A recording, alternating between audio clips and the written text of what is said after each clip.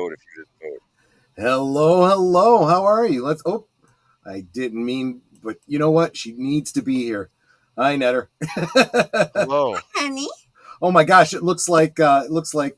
No, I'm not going to say Mickey Mouse. It looks like. It looks like an old-fashioned projector reel.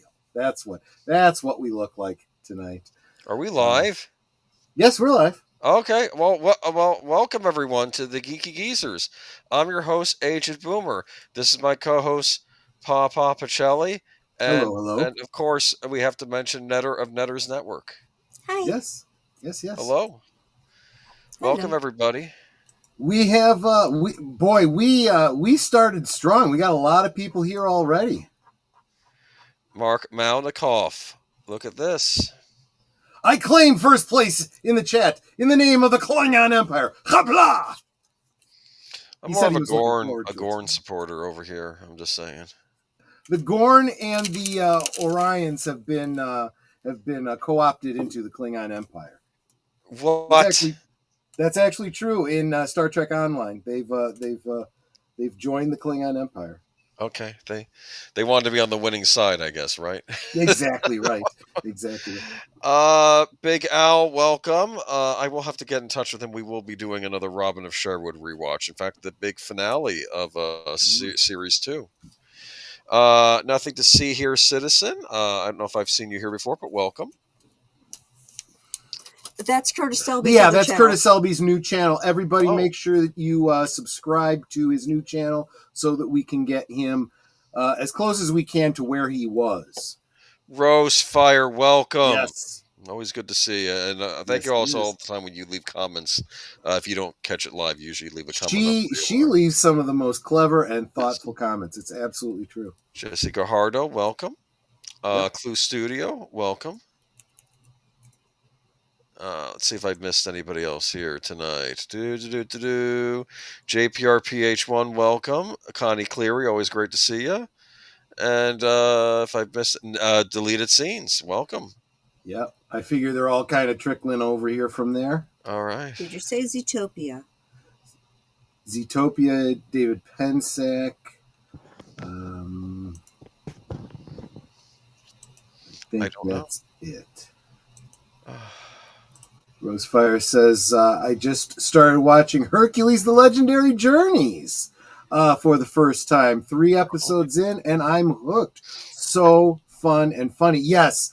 And make sure that wherever you're watching that, they probably are also hosting Xena Warrior Princess. You'll want to watch that when you get to that point in the narrative. Yeah, they do a spin-off. She shows up on Hercules. I think she shows up as Hercules as an adversary at the beginning, right? Yes, she does. Yes, she does. Yes. She's definitely got that redemption arc. Yes, and it was always funny. There's a hilarious thing. Bruce Campbell was at some comic convention, and like he's like, I don't want pre-selected questions; those are boring. And like some girl says, "Oh, we were such a huge fan of you when you were on that on Hercules, and then where you play your character Blackjack. Well, I know that wasn't your name; that was the nickname you gave me. No, that wasn't my name. Blackjack wasn't my name." And then he starts saying, "This is a racial thing," and she's like, "No," and he's like really ragging her. It was funny because like he was. It's almost like he was doing an imitation of a bad celebrity. Yeah. And then like someone else was like, "What are you laughing at?" He said to somebody else in the crowd, That's funny. Yeah. Bruce Campbell's a treat, but he does show up. I believe he was the King of Thieves on those shows. Yes, he was. The Prince of Thieves. Prince of Thieves. That's which was obviously meant to be kind of a sideways nod at the Robin Hood film, right? And Sam Raimi shows up as Ted Raimi shows up as a regular on there too. Yes, is it Joxor the Mighty? I think. Joxor the Mighty. Yes, I remember that. I used to actually watch those shows regularly, and then for some reason they were syndicated, and then suddenly they got their time slot got switched on me by whatever Yes. network was hosting them, and they put Nightman on, like Stan Lee's Nightman, and I'm like, I'm not watching this. I don't even remember that. I don't even know that show. It's some kind of superhero show that I don't know if he's a Marvel character or if Stan Lee made it as a side project, and they did a series, and I'm like, well, why is this replacing Hercules? And they probably put Hercules and Xena on at 4 a.m. or something, and I'm done. Yeah. I'm done. I'm moving on. Troy, the only Hercules series I know of was the Disney animated series Hercules, which had a crossover with the Aladdin animated series. All right, you know what? That may, not tonight, but we may have to do a good old days on Hercules and Xena. Or maybe just Hercules himself, because Xena probably, that deserves its own attention. Because I realize the kids probably don't know what these are. I realize this. This is how old these series have become. Let's see, though. Mark says, hold on a second. Let me see if I can get my pronunciation correct. Hajdop Enk de eh. Flappy's legs were very tasty. Hey! For dinner steamed. Clue Studio, you don't like Lucy Lawless. I think Rob Taper, the producer, even ended up marrying her. Lucky man. I'm sorry. Yeah. There was a time when I thought she would have made a perfect Wonder Woman. I think she would have. Yeah. In fact, I like the fact they at least cast her as the voice of Wonder Woman in one of those DC animated. Oh yes, because she would have been perfect. Yeah, she was actually on the Spartacus series too. I think she was like the wife of the Roman guy on that, magistrate or whatever. No, I'm a fan of Lucy Lawless. Of course, she always has that accent, the Australian accent, isn't that where she's from? New Zealand. New Zealand, my mistake. Don't confuse the two. Yes. But good God, as she was hot. Yes, she was. I have to say, she had piercing, like, blue eyes. It was her eyes, too. I don't know how. Almost unnaturally, like, light blue. That was amazing. Yeah. See, I miss the 90s, man. Right. I really do. We were talking about must-see TV on Friday, but there was other TV moments on. That might be an idea. Maybe do a 90s television night or something. I don't know. Because TNG was big in the 90s. X-Files. I'm trying to think of all the big 90s shows. Yeah. Even though TNG starts in the 80s, I do see it as a 90s series.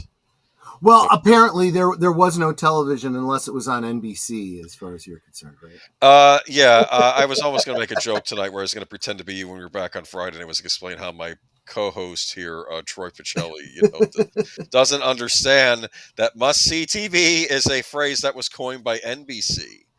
I did acknowledge that. I said that in my opening appointment television, blah, blah. I did say appointment television. I said must-see TV. It started well before it started in the 90s on NBC as one of their trademarked marketing slogan. Yes. All right. Do we have a presentation? Oh yeah, you want to get into that? We absolutely. Not that one. You got rid of Netter. Well, she's always no. I'll bring her back. Let me get back to the presentation. There we go. Oh, yeah, you're right. Netter's not in the presentation. Well, Netter is always welcome. Hi. We'll bring her back. There you go. It's kind of funny because I'm like, wow, we never have Netter on the show, but then she's always here anyway because she's in the background. So right, and she can be heard. You hear her over the mic. Make her little she's always at least in the green room so that she's not listening with a 5-second delay, which kind of gets confusing. Trust me. I mean that, when you hear over the air somebody in the room speaking and then they come over your other ear in 5 seconds as an echo, it's just weird. So here we have Geeky Geezers, and we always start out usually talking about the good old days. You going to tell us about the good old days, Uncle Agent? We're going to talk about Alligator. You meant specifically the movie, not like in general? Like yes, the movie. Have you not seen this movie? I have, but I thought you were going to talk about alligators in general because you live in Florida. No. Let me. Okay, you tell me about Busch Gardens and all that kind of stuff. Have you ever seen one up close? I have. I've been to Busch Gardens. I've had my picture taken. Look behind glass. Okay, we've had them in our backyard at times. No, this was in the 70s before there was glass. I was on a bridge over a whole bunch of alligators. Oh, that's lovely. my mother got a picture of me like I was petrified. And it's like, yeah, I don't want to be sitting on this rail that I can fall in and get at. You know why? Yeah, you're petrified because these are monsters. Yes, they can rip you apart. These they're terrifying, except for honestly, you could say the same thing about our canine friends too. It really depends on how hungry they are. Domesticate a gator? My great uncle Ralph had an alligator. Yeah, I'll believe you. Did he then flush it down the toilet and then it ended up in the Chicago sewers? no, As is the plot of Alligator. well, keep in mind he lived out in Lisle, so more of a rural area when he lived there, and he had a rather large property. And the dog, I thought of it kind of like a dog. When the alligator died, he buried it with a little monument in the back of his property. Her name was Alice. Alice. Oh, that's cute. Alice the alligator. Alice the alligator, yeah. Mark Brown says alligator is very tasty, chewy too. I have had alligator before. Mm-hmm. The best alligator I ever had was at a restaurant in Nolens, and I had fried gator tail. And I don't know if this place still exists. It was like in this touristy mall type place. It was a nice restaurant, and I saw on the menu fried gator tail, and it says I have to know. And I tried it, and it was very tasty. Yeah, we have Papados here. We have a number of Papados here in the Chicago area. And my attorney, when he was getting married, they had a banquet there, and it was buffet style. And I took some to try it, and they had alligator meat and they had chicken right next to each other. Oh. So I took both of them. Yes. And I'm like, let me compare. And I was like, I can taste a difference, but they are so similar. So when I went back, I wanted to get some more chicken. They didn't have any. I'm like, I'm just going to take the alligator. I mean, what the hey, Oh, what was funny is I took just the alligator. Yeah. And my son had taken chicken because he's really picky eater. Yes. And when he wasn't looking, I slipped some of my alligator onto his plate. And then after he finished eating, I was like, so what'd you think of the alligator? He goes, I had chicken. I was like, not all of it was chicken. And then he started getting upset, going, you put something on my plate. It's like, wait a minute, you ate it. And you thought nothing of it. Yeah, you thought nothing of it. You liked it. So don't be giving me this. The thing about having a domestic alligator, though, I know that there's a biological term for it. They will grow to the size of their pen or the containment unit. And my uncle got it when it was I don't know, 3 inches long, and he kept it in a bathtub in the basement. And my Aunt Ramona was afraid to go in the basement. She wouldn't go in there. Yeah, because there's an alligator in the basement. Yep. And it got to be about the size of a like a German Shepherd, basically. It was fairly big, but he fed it. I think he fed it veal. I think he fed it veal. And he fed it good. I'll say that. Okay. He fed it good, and he fed it venison when he got some, and it ate well. And when it died, he told me, although I never saw it, he said he used to wrestle with it, and I suppose you almost have no choice if you're wrangling an alligator, you end up wrestling it one way or the other. Yeah. But do you teach you to sit and shake paws and stuff like that? He said that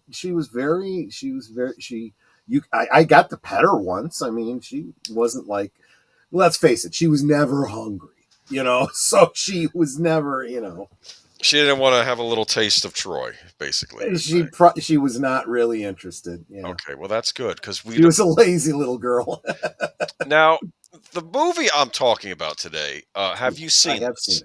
I have seen it, yes. This is actually the Italian poster for this movie. You can tell that over in Italy, they probably, the producers purchased this and said, okay, this is incredible.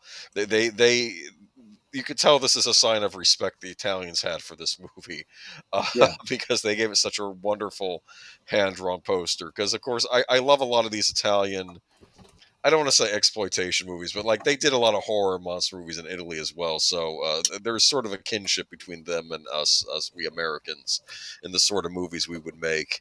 And I read a story of it. This is good. Did we lose you? No, I'm here. I'm reading it. I'm sorry. Okay. Owner was mad. Okay, sorry. I read a story about an alligator got into a house and bit off the top of a wine bottle. Animal control found him drunk. Owner was mad to lose such expensive wine that way. Oh, that's funny. I believe it. There are a lot of funny videos online of bears, actually. Bears getting into beer and Oh, wine and all stuff and getting sorts of super drunk. things. Yeah. Yeah, but no, gators are terrifying. We gotten them in our because we have a canal in the back of the house, so we've gotten them in the canal before. If they get too large, that's when you call for them to be taken away. Yeah. And it's you got to be careful in Florida, especially during the summer. Don't go playing around the water by the banks because you might lose an arm. There was some guy. Yeah. David Freiheit is always complaining that he'll take his son fishing, like off of a bridge or whatever, and his son will catch like a good fish, and then a gator will come up and grab it. It's like, son of a, It happens, man. These things are terrifying. But this is Alligator. You know what the plot of this movie was? You have this family visiting Florida. The little girl wants a baby alligator. Then while she's at school one day, her dad says, I'm getting rid of that stupid gator. He flushes it down the toilet, and it ends up in the Chicago sewers, right? Yep. This was, I do not know if this was the origin of the urban legend or if they took the urban legend and made a movie out of it. They took an urban legend, made the movie, because the urban legend, it's in New York where this happens. Gotcha. But they changed it for Chicago for this movie. I mean, who knows? I'm sure that the urban legend probably made its way into Chicago or any big city with sewers. They probably said, yeah, they're down there. And I have heard it's actually plausible. I mean, they gators can be scavengers. So if you flush them and they go down the sewer, well, I mean, it depends on where you are and where your sewage goes. Yeah. They could live in the sewers. But if they end up at a reclamation plant, it's probably not going to go very well for the alligator. No. But I know the plot in this movie is there's a corporation and they're doing experiments on animals trying to try out some kind of animal growth hormone, right? Making the animals big. And then they throw the dead animal carcasses into the sewer, right? Okay. And then the alligator eats it, gets the growth hormone, and gets big, right? Okay, that kind of makes sense. I kind of get that, yeah. It's eating the dead carcasses because they're, of course, doing this illegally. Like they're buying it from some crooked pet shop owner and they're buying dogs. And like this one woman didn't know what happened to her dog. And I think they find her dog. And says, my dog wasn't that size. He was a little thing. And like it's like a full-size dog. Right. So that's Robert Forster. He's the cop on the investigating the animal slaughtering cases, of course. Eventually gets revealed that there's a horrible gator. Yes. This stuff happens a lot in the movie. This is this man-sized gator eating people. And this is what we want to see in our movies, right? I mean, I'm sure Big Al had you watch this at some point, right? Unfortunately, I have a hard time looking at this and see, I know how gators attack. Yeah. And it probably wouldn't look like this. This looks like a scene out of Jaws, which I'm sure is what they were going for. But yeah, they tend to, however they grab a hold of you, it's usually not that you're right. much of you in their mouth. They'll have you like hanging out or whatever, and then they start to spin. They turn over and over and over, and their goal is to just break your back so that you're paralyzed, and then they can just kind of swallow you down. But I've also heard some gators like what they do is they'll kill the thing, but then they'll try and shove it under a log somewhere so it'll start to rot. That way they can get to the meat easier, and the meat will rot away, and then they can just eat it. That's what I mean. They're scavengers. They hunt, but they prefer to scavenge. So they'll let you season up a bit before they eat you. And of course, the great Henry Silva is in this movie. Yeah, as the great hunter going to hunt the alligator. And I actually found his role in this rather funny, right? Because it's like he's the expert they call in. This is, I think, the chief of police. You're off the case, Robert Forster. We're going to bring in, and of course he knows all the gator calls and everything. And like he's paying kids in the neighborhood to keep an eye out for that gator because he wants to corner and bring home this big trophy, right? And I think it's like halfway through the movie, and he goes down the alley, get the gator, and then next thing you see is the gator swallowing him whole. And I'm like, he doesn't last long in this movie at all. Yeah. But Henry Silva, he was on Buck Rogers, remember? He was on Buck Rogers. Yes, I remember that. All right, but yeah, I don't know. I enjoy this movie. That's a scene of it, basically coming up through the sewers. It's just breaking through the sidewalk, and it's like I'm on the prowl. I'm getting me some lunch. I think one cop was shooting at it, bit his leg off. I mean, this is terrifying. I'm going to say this too. Again, obviously a practical effect here. Yes. And very, very much like Jaws. And I'm going to say, not too bad. I mean, it's at least as good an alligator as, the Jaws. He was a shark, Yeah. I mean, actually, I would even say, I think it looks more like a real alligator than the shark in Jaws looked like a real shark. Yeah, I mean, to be fair, I think it might be easier to make a prosthetic alligator because alligators kind of move stiffly anyway, right? Usually. Yeah, I mean, and they do have a lot of great details, and when you have a lot of details, you can usually like camouflage a lot of sins in your crafting. You got to get the shape of the snout right, which is pretty close. You could also argue that any variation from your normal alligator is because it's mutated and it's experiencing abnormal growth, and so that could distort some of its features. alligator bites Troy, turns into Troy-a-gator. Yeah.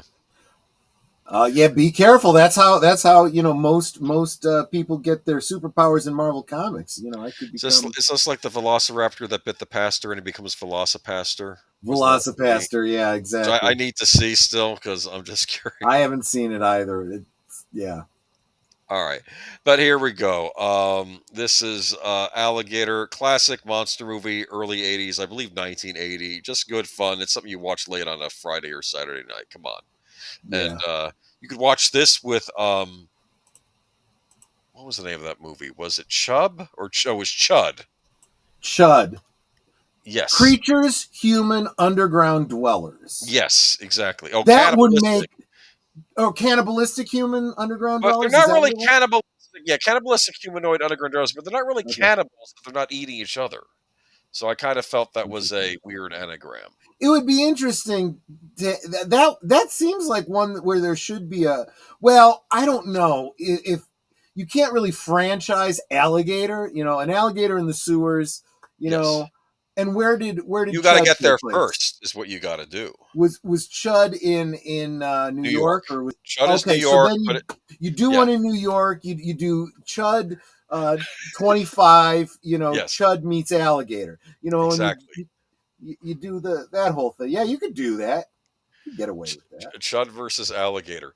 If you want a more modern alligator movie, though, this is a crocodile movie. I don't remember the name of it now. Darn it. Was it Rage? Was it Rapid? I forget the name of it now. Hold on.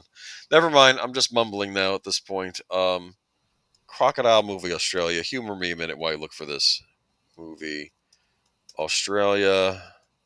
I like that. Timey Wimey says, my understanding is that the dangerous ones are crocodiles. But hey, I'm not saying I'd stick around to find out the difference. Well, it is much easier to handle alligators than, at least this has been my understanding. I may be very wrong about this, but my understanding is that alligator behavior is very predictable, and they can be, if you know what you're doing, very controllable and docile. Again, if you know what you're doing.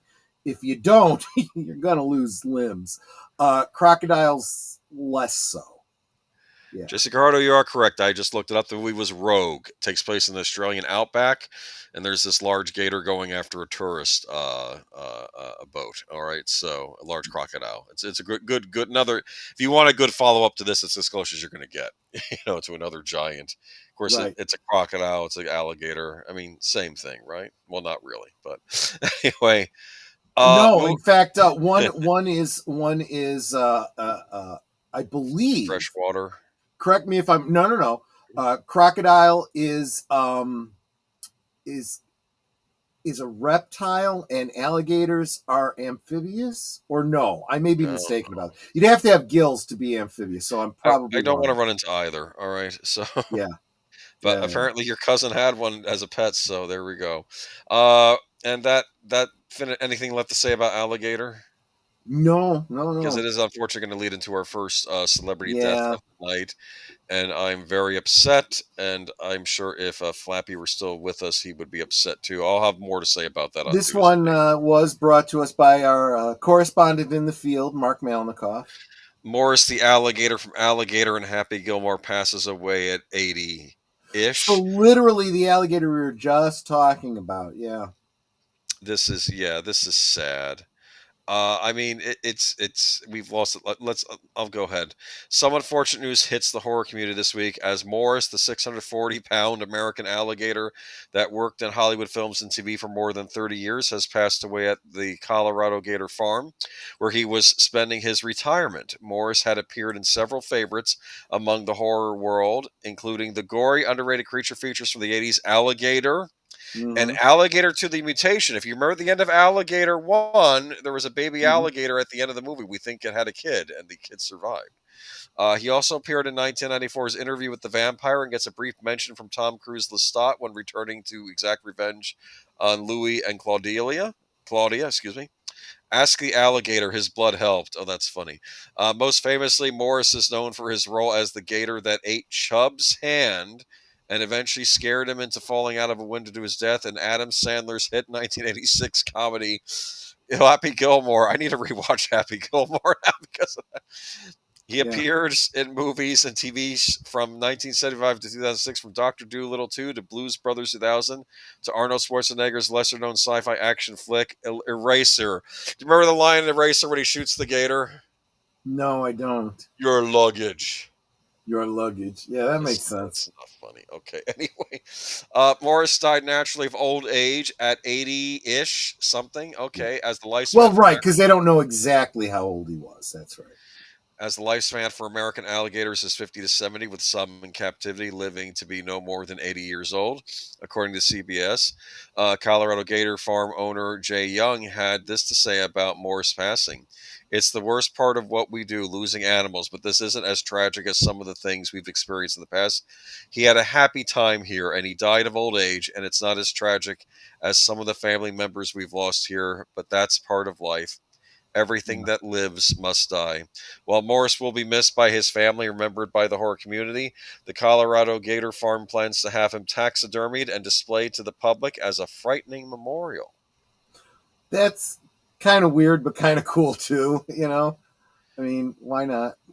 Oh, it's not fair, man. I guess everybody goes. Like some celebrities live a long life, others die tragically short, like Flappy. It's just like I said, Flappy did know Morris. I'll be saying more about this on Tuesday. Okay. Welcome, Darth Plato. Thank you for being here, and thank you for renewing your membership as well. I appreciate. Saw Eraser once. It was okay. It had one of the former Miss Americas in it. I forget her name. The one who was on. She had a guest appearance on Deep Space Nine once too. But yeah, it was a boomer gator, I guess so. But rest in peace, Morris. And we have another celebrity death. Yeah, the one and only. This is another Joe one of those Don that if you Baker. don't know the name Joe Don Baker, you know the face. You've seen him. Joe Don Also, Baker. this Yeah, one go was submitted by Big Al of Big Al Presents. Joe Don Baker and impose. Whoa, you still there? Yeah, why? What? Okay, nothing. My screens got small. Okay. Joe Don Baker, an imposing character actor who left his mark on action films, westerns, and James Bond adventures, has died at 89. An obituary for the actor reveals he died on May 7th and is survived by a small group of friends. Baker was born on February 12th, 1936, and spent his early life in Texas, attending Grosebook High School and North Texas State College. After serving 2 years in the U.S. Army, Baker traveled to New York City to pursue a career in theater. He eventually began a career in television with a small part in the 1965 Western Iron Horse, and soon started appearing in films with uncredited, starting in 1967's Cool Hand Luke. His most famous role was that of wrestler turned sheriff Buford Pusser. Busser in the 1973 film Walking Tall. Baker appeared in scores of projects as a character actor, including 3 different Bond films: 1987's Living Daylights, 1995's Goldeneye, and 1997's Tomorrow Never Dies. And box office hits including 1984's The Natural, 1985's Fletch, and Martin Scorsese's 1991 Cape Fear remake. Other film roles included Reality Bites, Mars Attacks, and the TV movie Poodle Springs. What is Poodle Springs? That one I don't know. You got me on that one. On TV, he appeared in the miniseries Edge of Darkness, had a recurring role in the series In the Heat of the Night, on the series I Shied, and guest starred on shows including Gunsmoke and Lancer. Baker retired in 2012. His work in the ensemble cast of his final film, 2012's Mud, was awarded the Robert Altman Award at the Independent Spirit Awards. Okay. I grew up with Joe Don Baker. He was right. You and Retro Blasting were talking Bond very recently. Yes. He had the recurring role of Jack Wade in those Bond films. He kind of, I want to say in the Bond films, it was during the Brosnan era. First, he plays a villain in Living Daylights, but then he gets recast as a CIA kind of point man. I think he ended up taking on the role that Felix Leiter used to have before Felix Leiter got half his legs eaten by a shark. But anyway, right. Because I noticed he starts showing up, we don't see Felix Leiter anymore. Oddly enough, in the James Bond books, after Felix Leiter gets fed to a shark and loses a piece of his arm and his leg, he still finds work. First he starts working for the Pinkertons, and then eventually the CIA hire him back, but he has a prosthetic leg and a hook hand now. Interesting. I think plastic surgery fixed his face up a bit, so see, and these are the kind of character details you'd want to see in remade, good versions of these films. A good revival. It's not just the villains that are scarred; it's also the heroes in the Bond. Yeah, people exactly. make that mistake. Felix Leiter, he's one of the good guys, and he has 2 right. Yeah.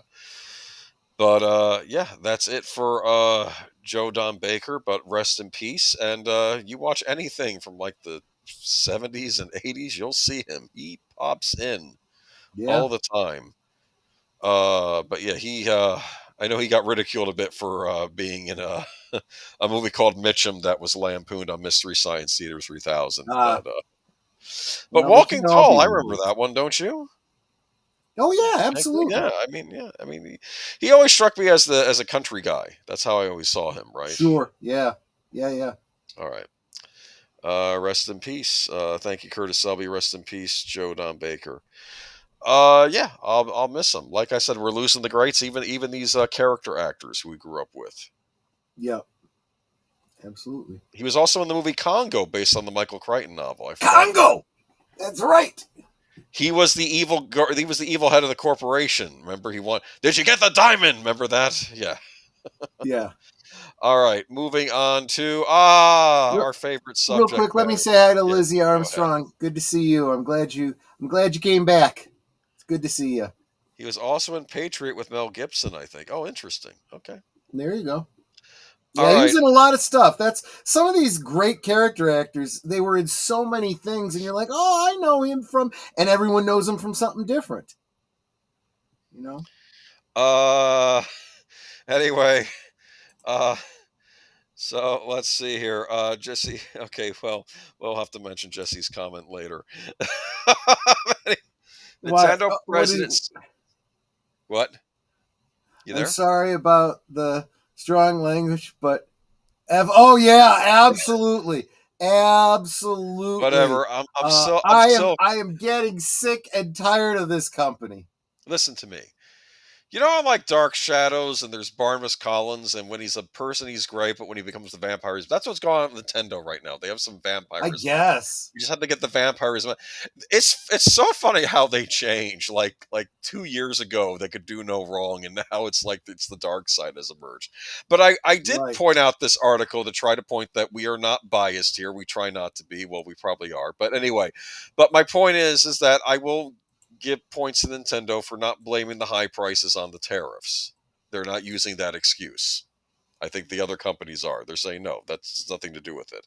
And I'm just going to read the bullet points from this article because they gave them to me, so I'm just going to read off the bullet points because we got a lot to get through tonight. Nintendo president Shuntaro Furukawa says Switch 2's high price is a factor for the company's 15 million unit sales forecast, which means they're not forecasting huge sales on this. Furukawa says that limits to hardware production capacity and U.S. tariffs were not a factor. So it's not about them not being able to produce enough, and it's not about the U.S. tariffs. Nintendo also expects to sell 45 million units in Switch software, excluding copies of Mario Kart World included in the Switch 2 bundles. So this is more like what he's telling investors. So he is not blaming the high price of the Switch on the tariffs. So... Oh, that's fine. I mean, we got plenty of other reasons not to like Nintendo. There we go. Well, time to move on to... you want to post the next one? Yeah, I didn't realize. When you said we were going to move quickly, I didn't realize you meant that. Well, let's quickly. read some other articles here. If Nintendo would release official emulators, they would make more money than the Switch 2. Well, Nintendo doesn't like you play. Here's how Nintendo They want to be able to take away from you that which you have bought. You will own nothing and be happy. Hey now. New leak. This is a rumor.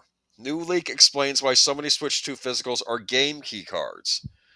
I do not like this whole game key card concept. Agreed. The only thing I will say about it is it's a way to still sell a digital game and give it in a physical form. Though that doesn't really make a lot of sense because there's no actual game on the actual game key card. You just plug it into your system and the game downloads. And originally I was like, okay, I was originally defending Nintendo. I think Sungrave was also defending, thinking, okay, this is them saying we just need transparency. If you're not going to put the full game on the cartridge, which to be fair, the latest Doom game on Xbox that came out, people were yelling because it's another one of these, part of the game was on the disc and the rest was downloaded. Now, I will say, though, that people did research and like over 90% of games released on disc for like PlayStation and Xbox have some form of the game playable on the disc. It's not like it's not like a lot of these AAA releases where you have to download a huge real quick, let me grab this one from Jesse Guajardo. We talked about this actually last week, Jesse. According to Nintendo's terms and agreements, they have the right to destroy your console because they own it and you can't sue them. Yep. Well, look, think of this as a stepping stone. Perhaps the day may come where you don't own your washer machine, and maybe they don't like something you said, so they just shut off your washer machine in your house, or your refrigerator. You know. I'll be honest. I mean, this is a bit of a side topic, but this is why there's so many consumer advocates that are fighting for right to repair. They try to make it so that you can't repair your own appliances because they're supposedly proprietary and stuff. And it's like, no, once I buy an object from you, I own that object.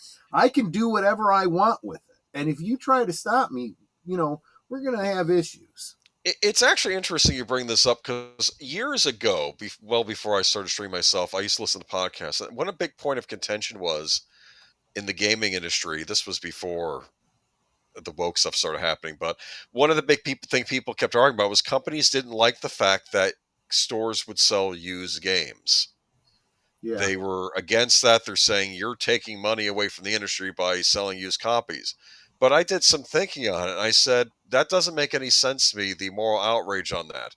If I buy a game, it is my property. If I then decide to sell that game to somebody else for less money than your new copy, those are the breaks. It's property. That would be like Ford getting upset because you bought a car new and then resold it and getting upset about that. But there were people in the gaming press almost taking the side sometimes of the publishers on this. I remembered that. It's like buying a house that someone else lived in. I mean, we could do this all day. You are not that special, gaming industry. In fact, the things we're talking about are more necessary to life than your stupid games are. And Jesse Guajardo, I have to agree with. Says Nintendo is going to lose money. I hope they do. And that is up to you. Remember, when you hold the money, you hold the power. If you don't buy the thing, you send a very strong message. But if you keep shelling out the money like you're making it rain, well, then they've got you like you're addicted to heroin. So, one of the biggest talking points out of the Switch 2 reveal has been Nintendo's new game key cards. For those who missed it, these physical cartridges don't contain the game itself, but rather a download key to access the title digitally. We've already seen this format confirmed in the likes of Street Fighter 6, Split Fiction, Star Wars Outlaws, and many more titles, and now a new link may explain why, thanks to this Gizmodo. Next week's story will be how Nintendo was suing Gizmodo. I'm kidding. I'm kidding. Anyway, moving on. Last week, Dexterra reported that Guilty Gear Strive developer Arc System Works had been hacked, leading to a boatload of leaks regarding the studio's upcoming titles and updates. According to leaker and Universo Nintendo editor Necrolape, that's weird. One piece of the info out of the hack suggests that Nintendo is only offering very limited format options for third-party Switch 2 releases, potentially explaining why so many are turning to game keycard options. According to Necrolife's tweet, studios may have just 3 options when it comes to launching on Switch 2: a digital-only release, a game keycard codenamed Potion in the leak, apparently, or a 64 gigabyte full game cartridge. If the leak is true and a 64 gigabyte card really is the only choice to release a full game physically on Switch 2, it makes a lot of sense that developers would opt for the keycard solution over the inflated cost of the higher storage option. For Switch 1, Nintendo offers studios both 8 gigabyte and 16 gigabyte card options for physical releases, making a full-on cart release cheaper and easier to stomach amid rising development costs. If these cheaper picks are not available for Switch 2, regardless of how small the game is, then why pay for the extra space? That actually doesn't make any sense. And they said that CD Projekt Red were the only ones that announced they would have a complete game on a 64 gigabyte cart. I can tell you right now, out of everything I've heard about the Switch 2, this is the thing that makes me not want to buy the console the most. Because when I buy a game, I want it to be on the disc. And if it was just 1 or 2 titles like this, so be it. If it's I mean, frankly, if I find this out from publishers and if the digital game is equivalent or cheaper, I'll just buy the digital copy, because why am I buying the physical copy when it's not on the disc? What's the point? Right. And maybe that is the point. Maybe they're trying to get me so I get used to just having digital games so I don't really own the games anymore. I'm fine. Clue says, I vote Troy for U.S. Games Czar. Fix the gaming problems, Mr. Pacelli. Well, it's not just the games. It's the whole trade concept. And again, this is the power is actually in your hands. We're going to talk about that a number of times with a lot of the articles we've got coming up, and a reminder that these companies do what they can get away with. Don't let them get away with it. What's really tragic about this, and it makes me wonder if Nintendo even understood why the Switch was so popular, was that a lot of games got physical releases on the Nintendo Switch, even more so than a lot of other game consoles. Like, you had a lot of these indie titles, or you'd be able to get physical copies of these on the Switch, and that was big for collectors that wanted to own the physical media. Right. And now they're switching over to this game key card format where you just stick a game key card and it downloads. Another problem with this too is this takes up room on your save memory. Whereas when you would buy the cartridge, the burden was on the cartridge to house the game. Right. And yeah, you'd be able to get updates every so often. The game would update and you'd have to store that in your system. But other than that, the most of the game was on the cartridge. In fact, I actually would praise Nintendo on this in this past generation, because when Nintendo would make updates to their game and then they would do further prints of that game cartridge, they would include the updates already on the cartridge. So if you bought it later, you'd get the full updated game actually on the little game key card that they saw on the card they sold. But now not key, because there weren't keys this generation. I really don't like this. But anyway, licensing their characters have a theme park that'll take a lot of time. Oh yeah, Rosefire, we talked about that last week about the Abu Dhabi Disney park. Yeah. But I guess let's move on to the next one. Get all the Nintendo out of the way. Yep.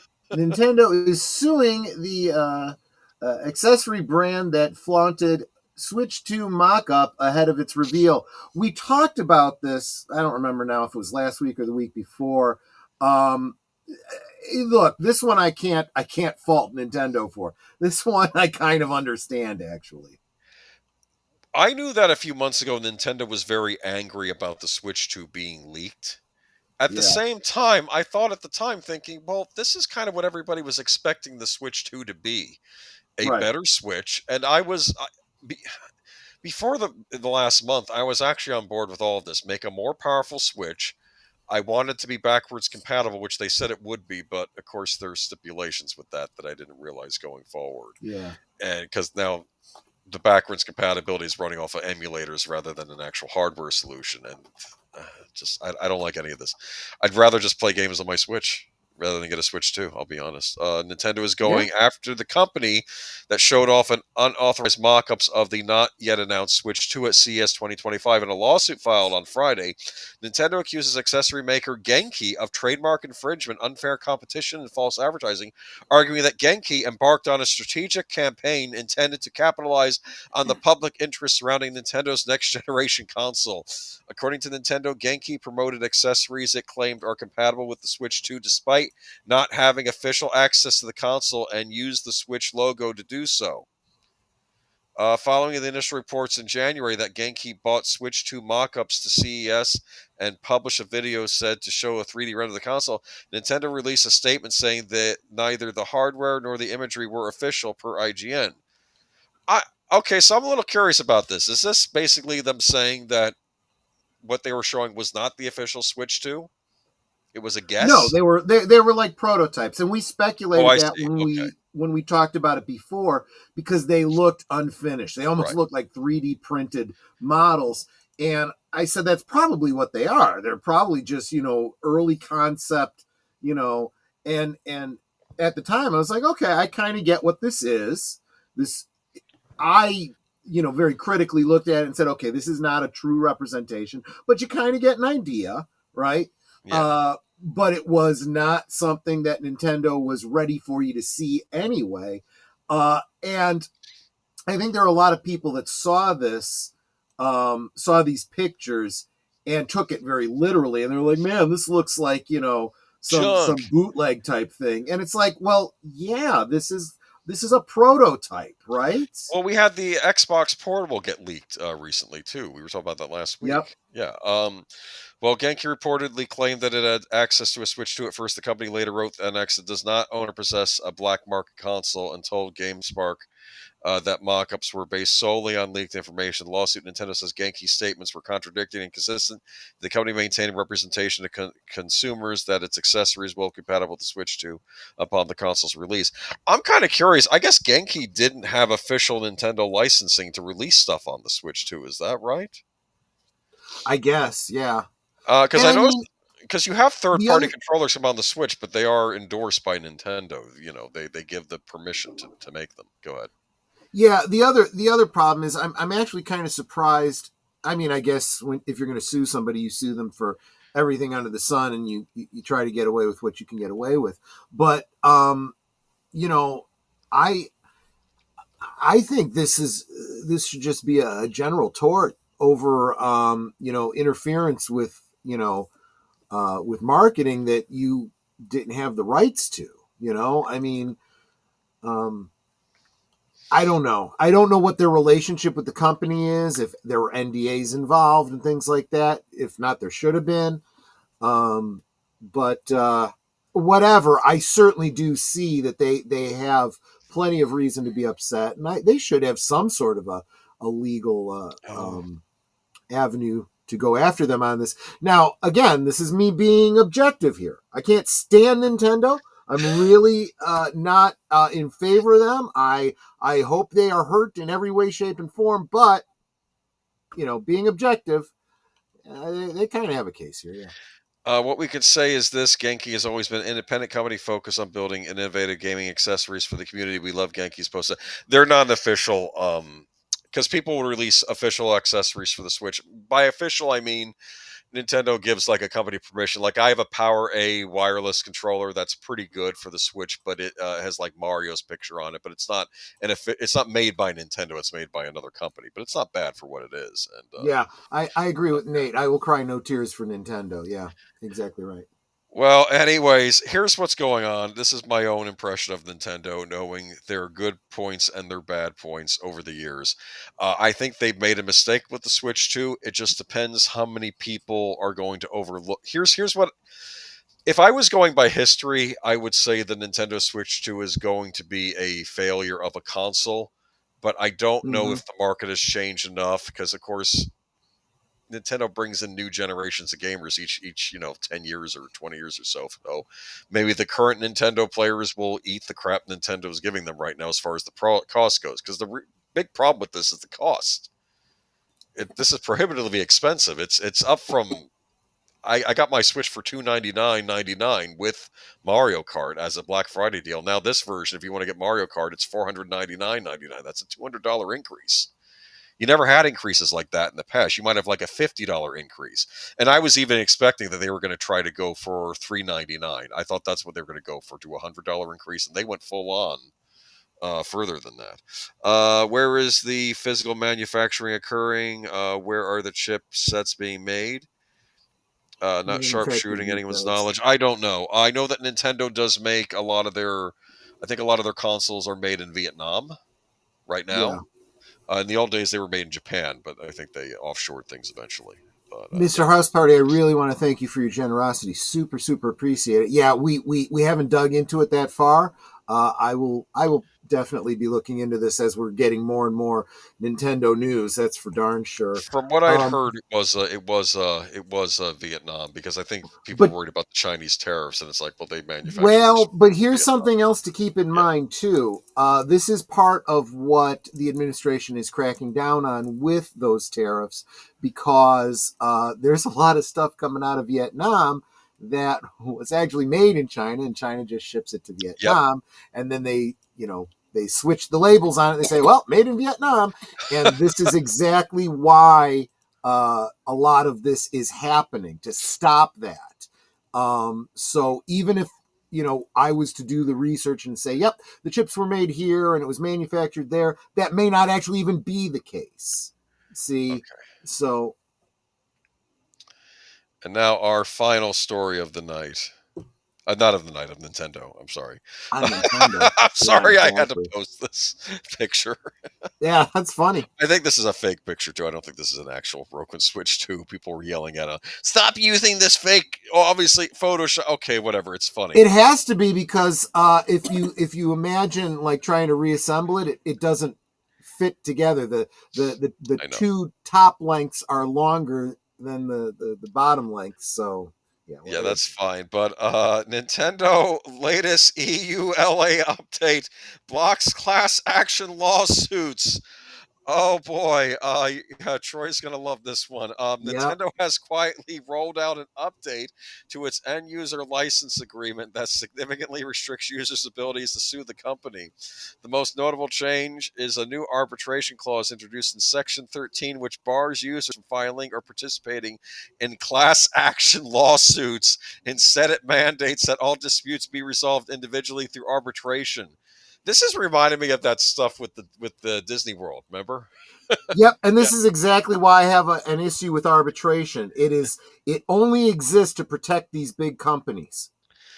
Initially spotted on the Nintendo subreddit and later confirmed by outlets like Games Radar Plus, the update represents a significant shift in how Nintendo handles legal challenges from its consumer base.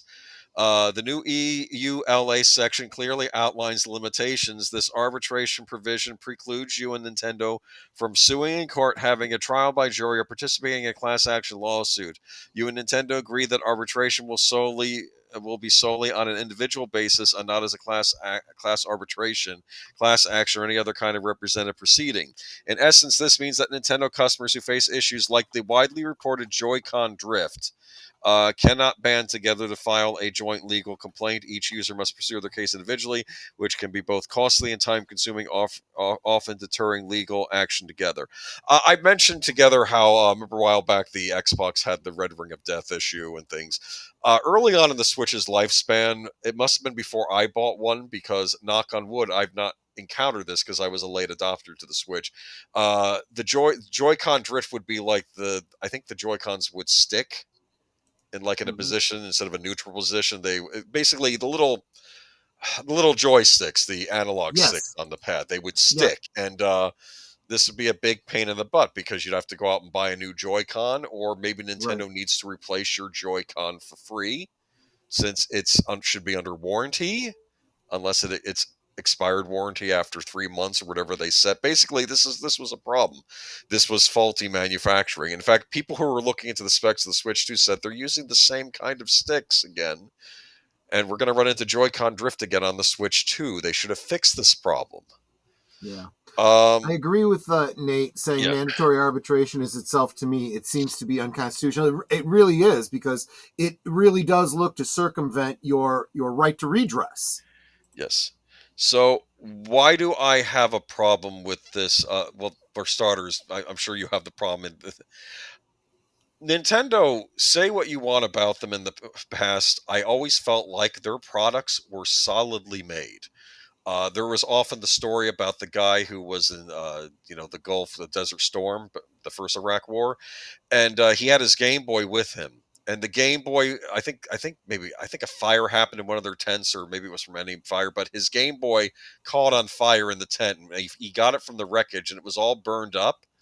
Uh-huh. He turned it on, and it still worked. It's still, Wow. like you couldn't see the screen well, but you could see, it still was running the cartridge. He actually sent it to Nintendo, and Nintendo, I think, kept it as a museum piece, and they sent him a replacement Game Boy for his service, basically. That's kind of funny. And that's the old Nintendo. They were actually good that Right. way. Why Right, does right. Nintendo need this stuff at all? Because your product should be so well made, there would be no need for a class action lawsuit, which makes me worried that maybe these products are not being so well made in the next generation. I don't know what this is about. And I would argue this is another reason for you to seriously think about if you actually want this thing. But unfortunately, I'm not sure that enough people are, paying attention. The Donkey Kong game looks good, but that's one game. I don't buy a game console over one game. Actually, that's not true. I would argue I probably did buy a PlayStation 3 over Batman Arkham Asylum. That was the one that made me want to get it. I'll say that. Yeah, I don't like this thing. I don't like them sneaking this stuff in here. I think you're in the middle of, like, hypothetically speaking, you're on your Switch and you're trying to play Quake, and it won't let you get online to get your thing because you have to click agree to something, and then suddenly you're now out. You can't file a lawsuit because you agreed to something because you were trying to play the game on your console, which it wasn't allowing you to do until you agreed to this new terms or something. I don't know. This is Sony very any shady. better? This is very shady. Huh? Is Sony any better? Are we going to do that? Are we pivoting? I think so. Yeah. Okay. I don't know. I don't know if Sony is doing anything like this class action stuff, but I did bring this. Sony suggests it could move PlayStation manufacturing to the United States in response to President Trump's tariffs. Now, this is from, I think, Fandom Post right here. Sony CEO and President Hiroki Totoki. Is that right? I think so. That's how it's spelled. Hiroki Totoki. Unless it's Hiroki Totaki. I'm insulting his ancestors. Totaki. Okay. Yeah. Signaled that the company might move PlayStation manufacturing to the United States in response to President Donald Trump's tariffs.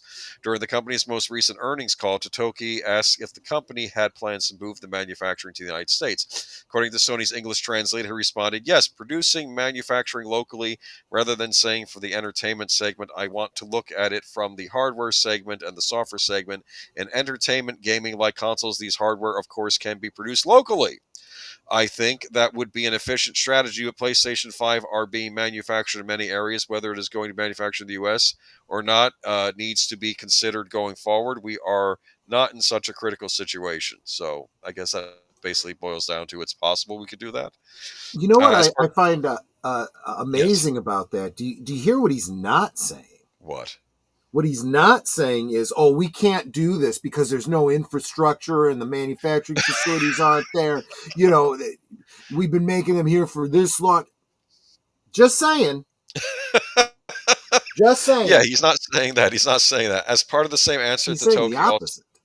Yes, Totoki also addressed, look, I used to work for a newspaper, and we had a fancy pre-press machine there. And it was actually Mhm. manufactured in Rochester, New York. It was made here in the States, even though it was a Mhm. high-end piece of electronics. As part of the same answer, Toki also addressed President Trump's recent announcements that he would tariff firms produce outside of the United States by 100%. If the entertainment segment, especially the content creation recently in the movies, Mr. Trump is saying that he's going to 100% tariff on films which are not produced, made in the United States. That was announced, but is still pending apparently. So these are some of the movements we need to consider. Now, I heard that the 30 the 90-day freeze, it was only an increase of 10%. Yeah. I think what you're saying, this is all about negotiation.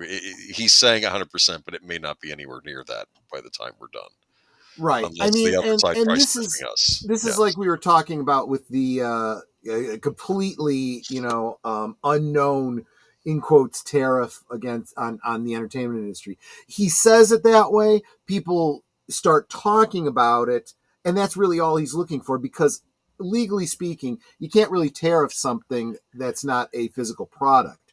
But what you can do is call attention to a problem and say what we can do is offer tax incentives here, and so on and so forth, and make it more advantageous to stay here rather than move everything to another country. Yeah, but then what if they have to move an anime studio to the United States and then they have to employ some blue-haired people? No, I'm sorry. So, I'm joking. I'm and just and in answer to Clue Studios channel question about tariffs, could Sony just put a small office in the United States to avoid tariffs? No, it really isn't that simple. What Sony's talking about is, and I was only half joking when I said he's not even talking about infrastructure and whatnot. It would have to be manufactured here, okay? And if it and it, there would be negotiations that would go into place. You would have the administration say, well, more than 50% of it is being made in the United States, so we'll, remove the tariffs, right? For example, I'm not saying that anyone ever actually said that. But for example, if you wanted to buy an American-made car, what car would you buy? I don't know. Spoiler alert, a Honda. More than 50% of Hondas are made here in the United States. I have a Honda. Yep, That's me interesting. too. Okay. My uncle worked for for Newman Technologies in Mansfield, Ohio. They made all of the moldings and bumpers and the exhaust systems for Honda in the United States. It's the best car I've ever owned. I'll say that. It's lasted a while.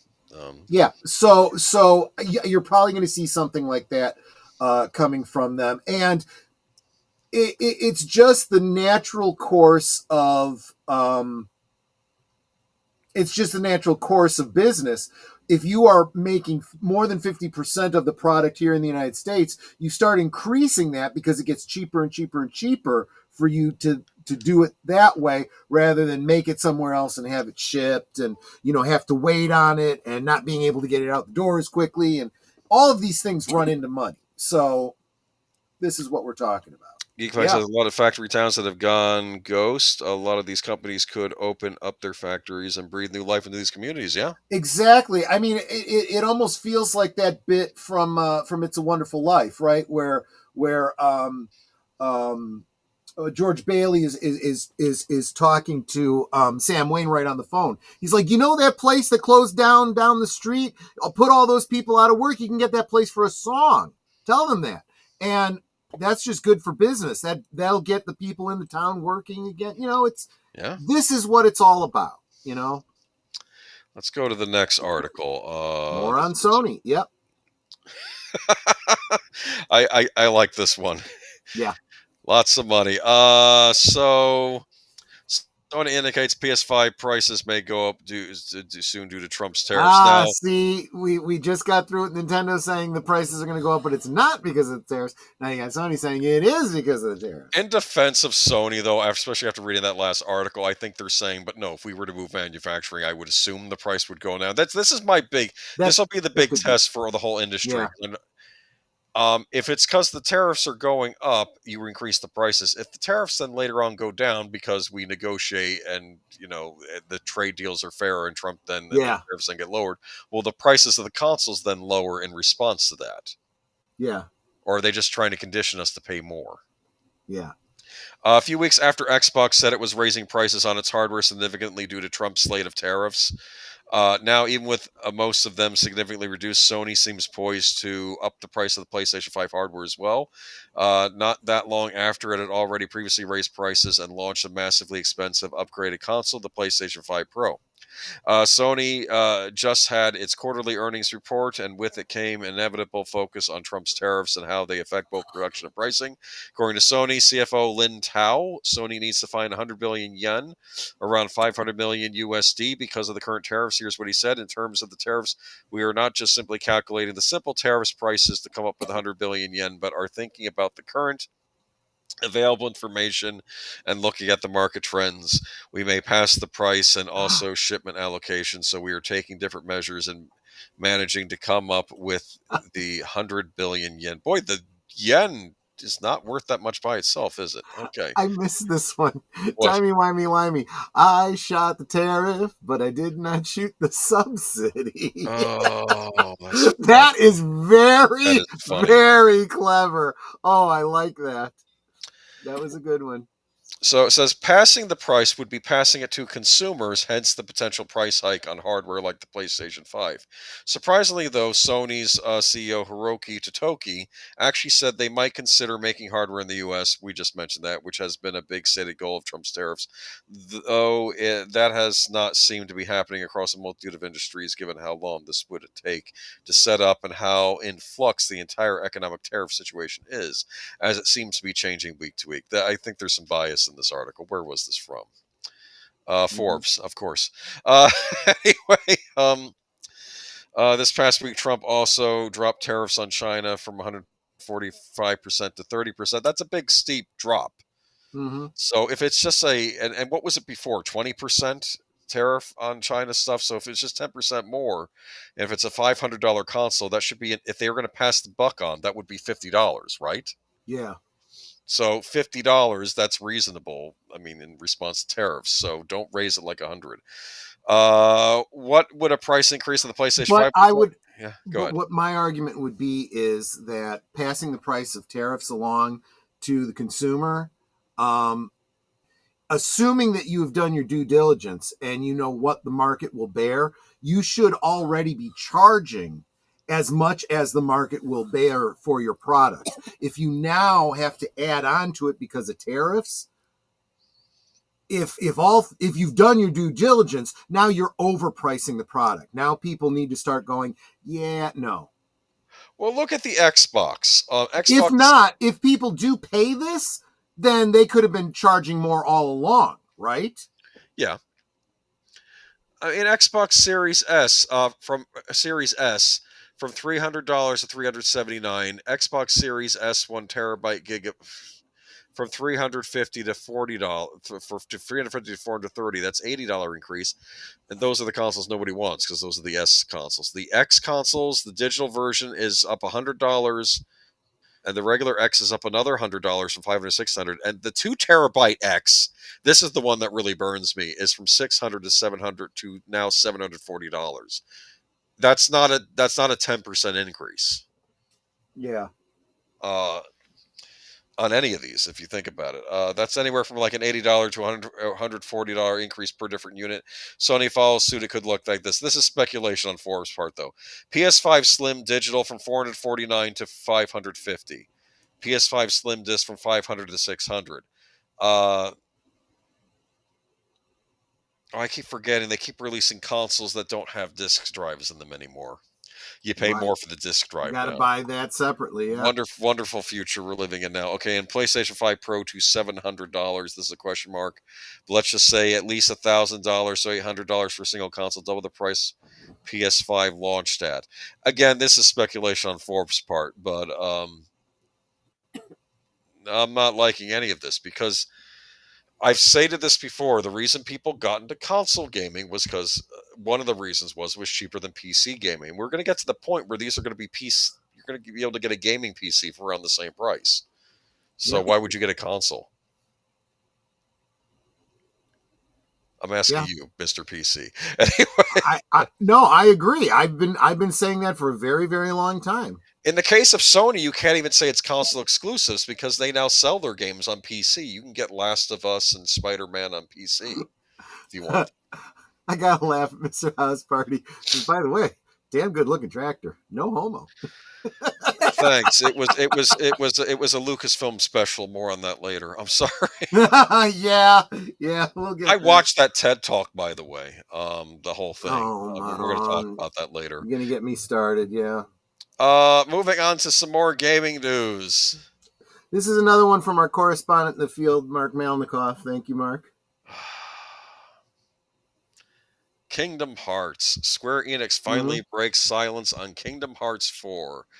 Are there any Kingdom Hearts fans in the chat here? Kingdom Hearts is a series I always tried getting into, but I just couldn't do it. Yeah. Do you know what it is, Troy? I don't. My understanding is it's an opportunity for them to throw a bunch of different franchises together in a game. Basically, yeah. Actually, no. You're not wrong. This is, in my opinion, I believe this was the world of SquareSoft meets the world of Disney.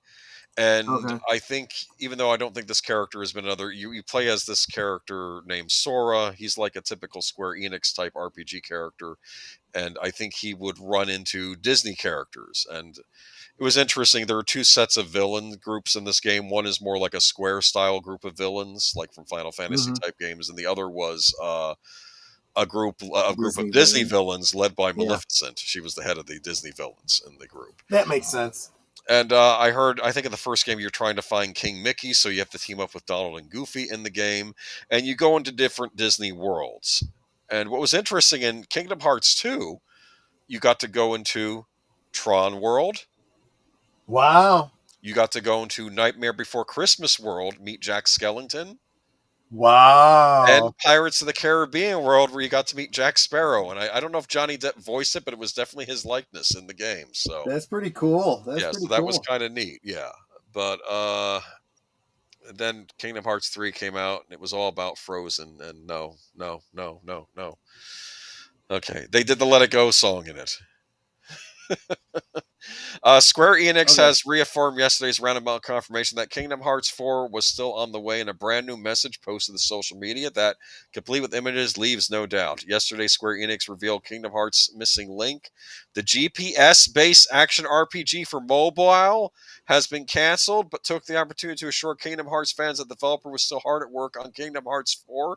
We're currently working hard on a Kingdom Hearts 4 that will continue pouring ourselves into the game development. We're dedicated to making this an experience that lives up to your expectations, said the first of two posts alongside a collage of several screenshots that not only show us some of the characters you can expect to meet, but also a sneak peek at some stills from cinematics, combat, platforming, and an intimidatingly large enemy.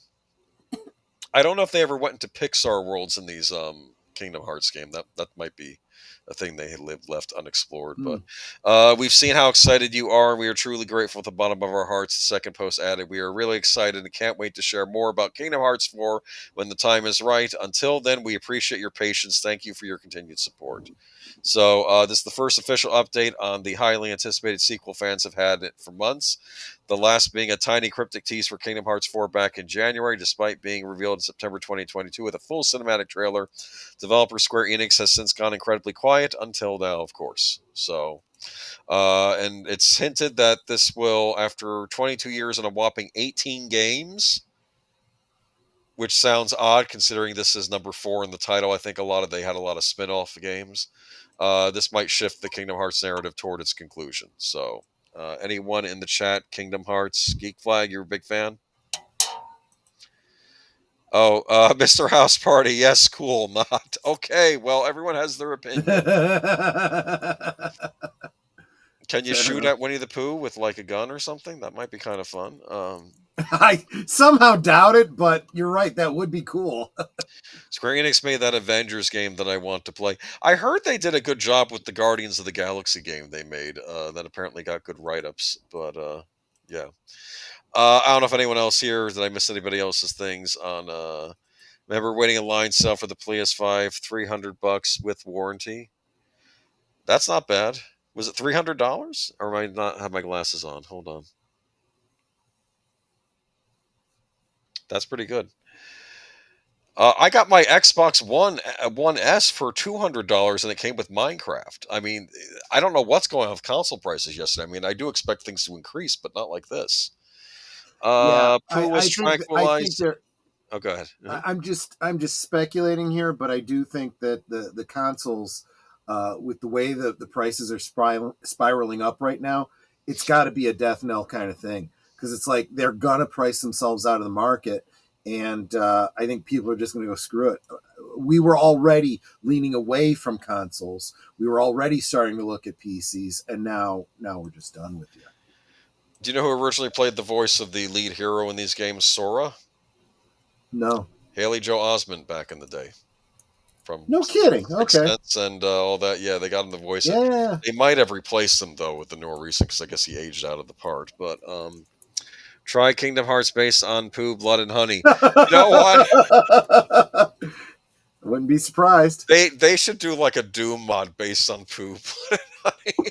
Right? Just, oh, I don't know. Maybe they'll do Yeah, but that that that would require these game companies to actually respect their users enough for that, and they don't. Yes. They absolutely don't. Oh, we got to go on to Kershay. Yep. Yeah. This is the big. This story has been evolving throughout the week. I know you had originally posted at the beginning of last week. Yep. Kershay actually did succeed in getting that Vice story taken down because it was probably slanderous, I believe, and just written by someone with a personal grudge against Kershay. So VTuber Kershay. No, that never happens in modern media. Yeah. So VTuber Kershay, she's one of these, those VTubers that Mr. Match introduced you to. Sure. Now, of course, now since then you have VTubers cropping up all over the world, and she's an American VTuber actually, but she still has the anime girl look. But I think she gets into trouble because she supports certain presidents, and that makes her unpopular with certain segments of the population. Gotcha. Anyway, VTuber Kershay has been canceled by In-Game Studios, the developer of Crime Boss Rock A City, after she alleges Reddit users leaned on the company to disassociate with her over politics. Kershay Verstal, known simply as Kershay, is an American virtual VTuber, who has garnered attention for her distinctive streaming style and controversial online presence. Primarily active on Twitch since 2018, with clips and highlights shared on YouTube, Kershay is recognized for her yandere foxgirl persona, engaging in a mix of gaming, political commentary, and provocative humor. Her content often focuses on MMOs like Terra and other titles such as Escape from Tarkov and Dead Space, while her streams blend casual gaming with discussions on topics ranging from internet culture to conservative-leaning political views. Kershay's 3D model, designed by herself and brought to life by artist Irene Anna, debuted in YouTube in June 2023, marking her evolution from the PNG GIF-based streamer to a fully realized VTuber with a following of over 45,000. Wow. I do think it's pretty cool that she's got an original character that an artist developed for her. Real quick, want to say hi to FKHC 2005. We also know you as Tim. I need to come up with a cute anime avatar to use for myself. And before someone says something, I do believe that the term is pronounced Yandere. Yandere, my mistake. Okay. I think, or something like that. Gotcha. All right, but I was unfamiliar with her until you sent me this article. But because there are a lot of VTubers out there. But I've liked her stuff what I've seen since then, and I think we people are being reacquainted with slander and libel laws because people just don't understand what those are anymore, and they're finding out the very, very expensive hard way as people are suing over those issues, and you might want to really think about what you're saying online and who you're saying it to. And exactly. About. Well, plus they basically got her. I don't want to say they got her. They helped. The Redditors helps. No, Was it Redditors? Did I say Reddit? Was it 4chan? Excuse me. Hold on. What was the Redditors. Redditors, yeah. The Redditors got her separated from a game deal she had going on where she was going to appear as a character in the game. Let me go on and read what else the article says. However, even with all the popularity mainly because of her association with right-wing personalities, she revealed this weekend that she was targeted by a woke mob to which a sponsored partner caved after someone made a statement mocking the idea of cancel culture by falsely proclaiming that such culture is not what the idea of cancel culture should mean. Kershaw unloaded on X posting, this is her words, a month into a life ruination campaign started by people who hate me and during a pre-planned vacation where communication access to my home and resources were minimal, in-game studios developers of Crime Boss Rocket City, a game I loved and heavily promoted since its release in 2023, dropped their relationship with me. They were swayed by anonymous posts, Reddit users who admitted to not watching me, people who lie by omission, and people who strawman all of my stances, and to cap it off, a muckraker from a dying news outlet, that's Vice, with an axe to grind, decided to compile it all into an article with no more integrity than the Tumblr blog they no doubt had. This company is not experiencing cancel culture. My audience were paying customers who are voting with their voice and their wallet after a company makes an astronomical poor decision they disagree with. These are not review bombs. These are not people who don't own the game brigading. And I'm going to say this, and I think another YouTuber, a more very famous YouTuber, Asmongold, was bringing this up. This is not going to stop. Cancel culture is not going to stop until the people who capitulate to the woke mobs get punished. And if they get punished enough, then they're going to stop capitulating to them over this stuff. You know, like fire this employee because they expressed the wrong views, sort of thing. Well, if you capitulate to the mob, I think you need to then face consequences. And here it's people not playing the game or buying the game. What do you think? Yeah, I agree. And what's that line from Star Wars? The more you tighten your grip, Tarkin, the more star systems will slip through your fingers. I'm back. What I missed? We were talking about the cancellation campaign launched at Kershaw. I think she's come out on top in recently, but it's still very scary that these sorts of campaigns still happen, especially after what was most likely a slanderous article written by someone with a grudge over at Vice on her. So good luck, and I will be checking out her content in the future. Okay. Yep. All right. Okay. This is a follow-up to last week's. I think you posted something. Do you have that in your notes still from last week? If you need to reference it, or if I need to reference it, it's there. So. No, I didn't mean to. I had that for my own to jog my memory last week. That little screed that I went off on, I was prepared on that. You might want to check that out, by the way. But I didn't mean to include that in the notes when I sent it to you. It's okay. Apple blocks Fortnite App Store resubmission after court ruling, Epic Games said. This is interesting. So this is a follow-up to last week's. Fortnite's iOS App Store resubmission was denied by Apple. Epic Games said Friday, the latest move in a drawn-out tussle over the payment structure of the iPhone maker's application platform. Apple has blocked our Fortnite submission, so we cannot release to U.S. App Store or the Epic Games Store for iOS in the European Union, the official account of Fortnite wrote in a post on social media platform X. Now, sadly, Fortnite and iOS will be offline worldwide until Apple unblocks it. Apple said in a statement later Friday that did not remove Fortnite from alternative distribution marketplaces. We asked that Epic Sweden resubmit the app update without including the U.S. storefront of the App Store so not to impact Fortnite and other geographies, the company said. Epic Games submitted Fortnite to Apple's U.S. App Store last week, a month after a judge ruled that the iPhone maker was not allowed to charge a commission on purchases that consumers make outside of an iOS app. Fortnite was pulled from the App Store in 2020 after Epic Games updated software link out to its own website to avoid Apple's commissions. Apple charges developers a 30% fee for in-app purchases. Well, sure glad I'm not an Apple product buyer. Well, I mean, it's like my two big things, Nintendo and Apple. You might want to really consider if you enjoy supporting these evil corporations. So they're a bad apple? Yeah, I was going to say poison apple, Darth Plato, but you're not wrong. This stream brought to you by Boomer's latest Mac purchase, by the way. Anyway. Your fault. Your fault. It's my fault. It's my fault. Okay. Well, this was purchased before I knew about all this, so I'm not guilty, right? Right, I'm a because they good weren't an evil person. company before this. Eric, you know what? The apple got a worm in it. Okay, moving on. Let's move on to happier stuff, huh?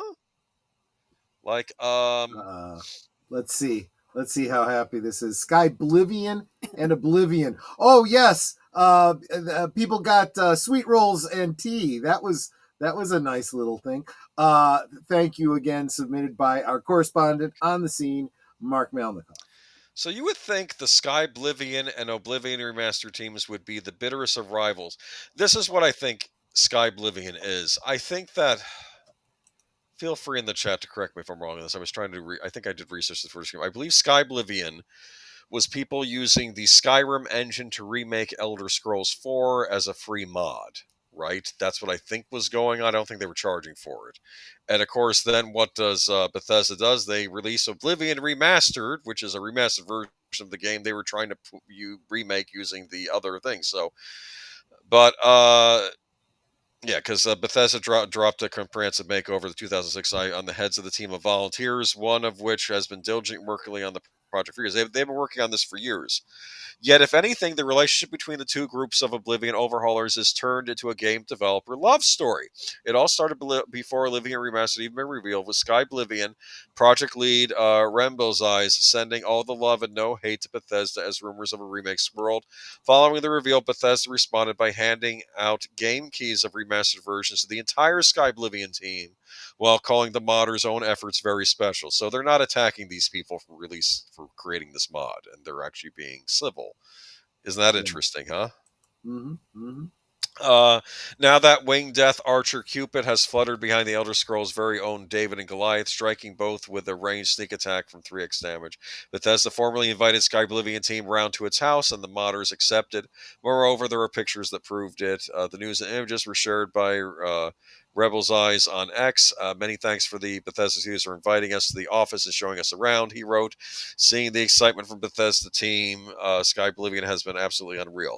So, this would be like if the creators of someone had a bunch of fans of Metroid had created a fan-made Metroid 2 remake, and Nintendo shut it down, later releasing their own remake by Mercury that was made by Mercury Steam for the DS. So this had been like if instead of Nintendo shutting them down, they had just invited those people over to go check out what Mercury Steam had been up to with their own Metroid 2 remake, the official one that you buy. Yeah.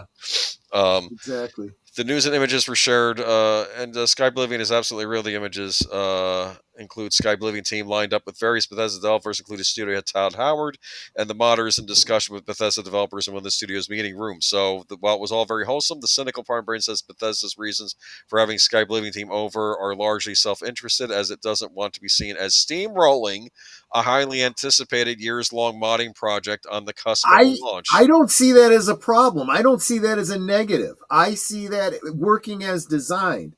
That is the way they should be behaving. Yes, it is in your best interest to be nice to people and not be an evil corporation and have a good rapport with your fans, your potential customers, and not stomp all over the sort of like how thing, how Lucasfilm used to be with Star Wars fan films. I think they exactly very friendly. Which we'll be talking more about on Friday on Last Call.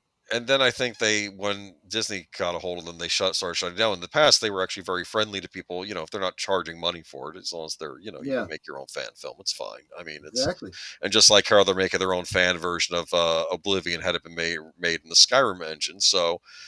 And probably people that like the games are going to buy both the remastered version and they'll download this free mod. They'll probably do both. And I don't see the harm in that, right? So exactly. Yeah. Okay. Yeah. So this is, and I'll say this, Bethesda's been pretty good about this. I mean, people have other complaints about them, but they've actually been fine with modders. They allowed them to, someone had remade Doom using the Quake engine, and you can actually download that in that Quake game I got you. You can actually play Doom with the Quake engine, and it's fascinating. And yet I find it an abomination because Quake is Quake and Doom is Doom. Don't mix the two. But it's an interesting experiment you can try out all the same. Yeah. Now moving on to Troy's favorite company. Oh, yeah, I didn't even have a dog in the hunt when we were talking about Nintendo. Now, this is a company I've come to hate. Well, I have a dog in the hunt when it comes to Nintendo because I've liked Nintendo the past few years, but I do. But like always, Nintendo goes through good periods and bad. Now they're heading toward a dark period. We'll see if they come out of it or if they're going to stay as they are. Hasbro CEO details tariff impact. We're making rapid changes. In a Thursday interview with CNBC's Jim Cramer, Hasbro CEO Chris Cox detailed how the toy maker is trying to diversify its supply chain and adapt to President Donald Trump's steep tariff hikes on China, one of its top suppliers. I think we're making rapid changes, he said. Our goal is to get to about 40% of global sourcing out of China by the end of 2026. I think we'll hit that much earlier. According to Cox, Hasbro has shifted some manufacturer to countries including the United States, Turkey, China, Japan, India, Vietnam, and Indonesia. So far in 2025, he said the company has relocated several hundred SKUs from China to these other locations. However, he affirmed that China is always going to be an important place for us to source product. Toy making can be labor intensive and requires specialized types and requires slave labor in order for us to keep our prices at maximum profit. Yes, exactly right. Listen, this is the head of Hasbro, and this is Jim Cramer. Show some respect. This is Chris Cox.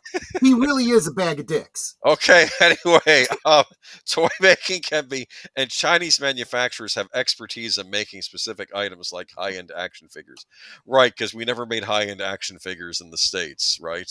This never happened. Exactly. They also dominate the market. You chose to build the infrastructure of other countries, and now that tariffs have come home to roost, you're like, now what do I do? And you're making excuses for things that were already way overpriced, that people were already complaining about the prices on. As Darth Plato said, tariffs sound like an excuse. That's exactly right, because they were already more than ridiculously priced, and people were already saying, we don't want to pay those prices.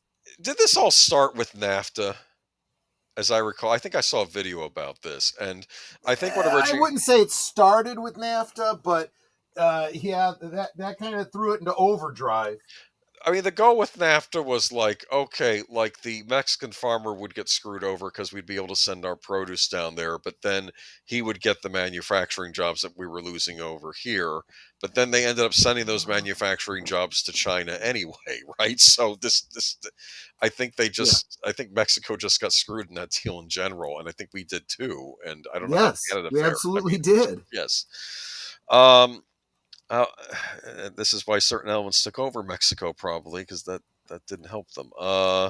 They also dominate the market for lower-end electronics and foam swords, he said, but over time, Cox predicted that other sources of supply will mature, and Hasbro will be able to diversify productions even in those more specialized categories.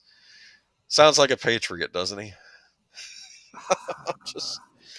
Hasbro. I said he is appropriately named. I mean, this is an American company, correct? I mean, Nintendo is a Japanese company. It's supposed to be an American company. Yes, you're absolutely right.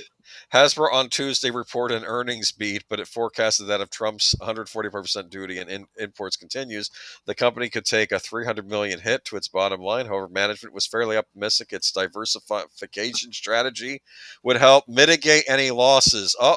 Cox conceded that he expects prices to go up, but he claims the increases might be lower than peers because of sourcing flexibility. The company also has some padding because 50% of the revenue generated in the United States is either domestically sourced or from experiences or digital games, he said.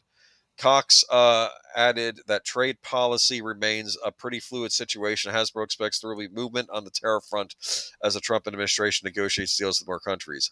We were talking about this last week when we pointed out that because of the tariffs, they had completely canceled all pre-orders from the United States.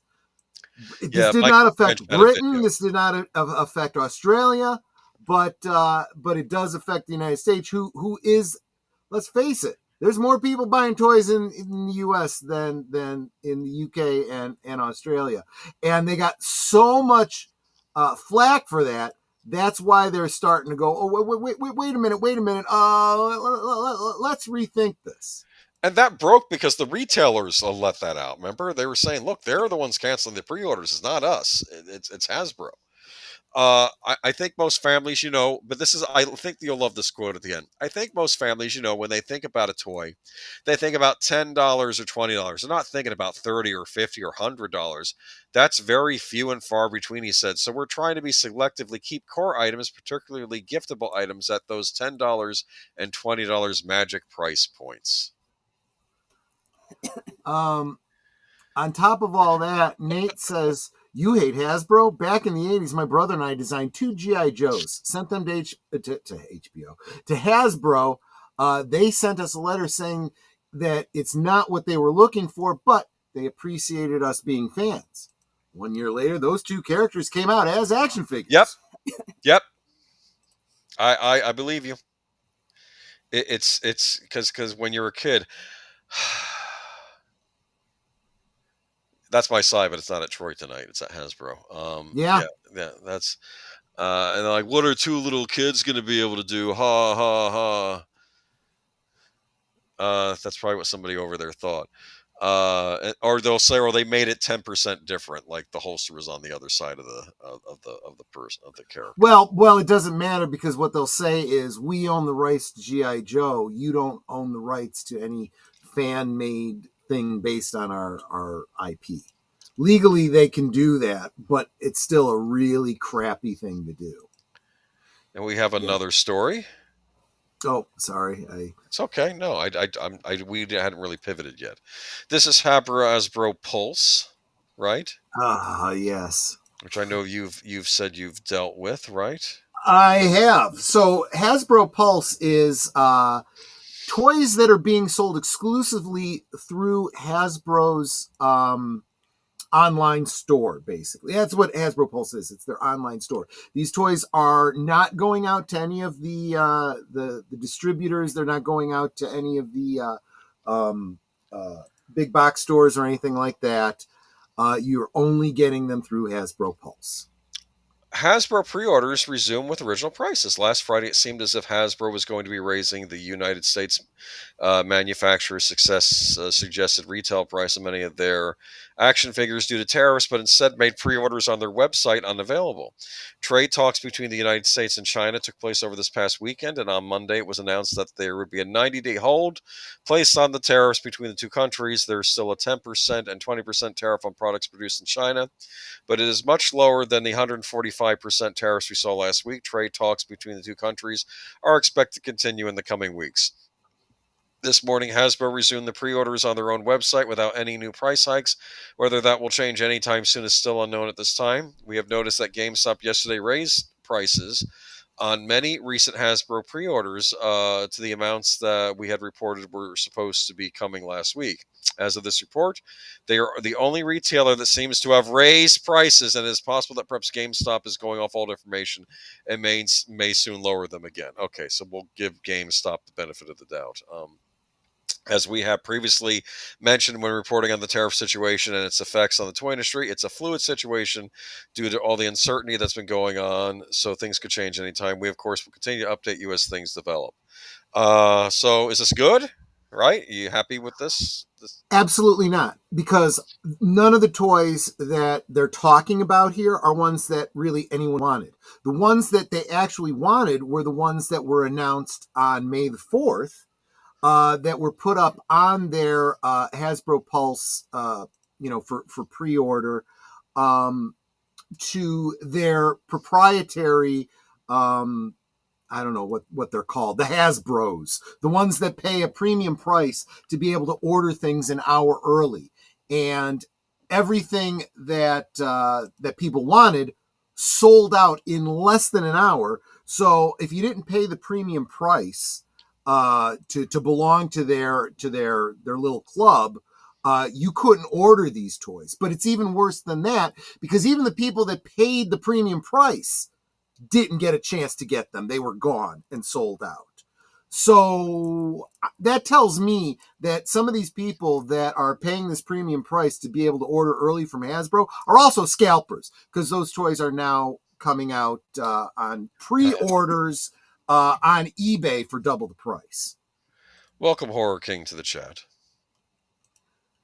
Thank you so much for being here. Super, super appreciate seeing you. Wendy's. Oh, and by the way, this is obviously not a sponsored stream, but Mark Malnikoff posted a certain website, and it turns out to be a real website where you can buy a bag of dicks. It is colorful candies. Wait, they're what? Lucky then. They're colorful candies. They're little like hard candies. Oh man, yeah, dude. I think that is the most hysterical thing I've seen all night. Yeah. No. Imagine getting that in your Christmas stocking, right? I'm just saying. Hasbro owned the rights to manufacture Scrabble in the United States and Canada. Mattel, on the other side, owns the rights to manufacturing outside of those regions. So that's interesting. Yeah. So there you go. All right. Let's find a little bit of Jesus here, huh? Well, unfortunately, we have two articles revolving around Jesus tonight. Yeah, one has me scratching my head. Dude, I'm not. So Mel Gibson's The Resurrection of the Christ set at Lionsgate. Mel Gibson and Bruce Davey and their Icon Productions banner have chosen Lionsgate as the studio partner on The Resurrection of the Christ, the follow-up to their landmark 2004 film, The Passion of the Christ. Until last year, The Passion was the highest grossing R-rated film of all time domestically. It debuted to the opening weekend of $83 million before earning $370 million in North American theaters and more than $610 million globally off of a $30 million production budget. The deal continues Gibson's long association with Lionsgate, where he made his two most recent films, the Oscar-nominated Hacksaw Ridge and the thriller Flight Risk starring Mark Wahlberg. The studio is also the distributor for the Icon library, including The Passion of the Christ. Resurrection underscores Lionsgate's continued strength in the faith-based space as the studio handles distribution for The Chosen. That's a series that's very popular, and has released hits including Jesus Revolution and I Can Only Imagine, with a sequel for the latter coming in March 2026. I've seen both of those, actually. They're rather good. I recommend them. Yeah, if you like Kelsey Grammer, I think you'll like Jesus Revolution. He's in that. He plays the minister, I think, in that. Yeah. For many, many people across the globe, The Resurrection of the Christ is the most anticipated theatrical event in a generation. It is also an awe-inspiring and spectacularly epic theatrical film that is going to leave moviegoers worldwide breathless, said Lionsgate Motion Picture Group Chair Adam Fogelson. Mel is one of the greatest directors of our time, and this project is both deeply personal to him and the perfect showcase for his fine talents as a filmmaker. My relationship with Mel and Bruce dates back 30 years, and I am thrilled to be partnering with them once again on this landmark event for the audiences. Lionsgate's brave, innovative spirit and nimble can-do attitude have inspired me for a long time, and I couldn't think of a more perfect distributor for The Resurrection of the Christ, Adam Gibson. I've enjoyed working with Adam and the team several times in recent years. I know the clever ingenuity, passion, and ambition the entire team commits to their projects, and I'm confident they will bring everything they can to the release of this movie. And this all, of course, will have the return of Jim Caviezel as Jesus of Nazareth, right, in the role. So Yep. It's happening. This has been talked about for years. More than 20 years after the previous. Because it ends with the. Well, I don't want to say the movie ends with the crucifixion, because I do think you do see the resurrection at the end. Yeah, he's there. Yeah, but it's interesting that the spoiler for those of you who've never heard of the Bible. Yes. Yes, he comes back and visits the apostles. Yes. Including other people too, actually. It's, as I recall, there's been a lot of talk from Caviezel and from Gibson about this, and some of it's a little contradictory. So it's hard to pin down what the story is going to be about.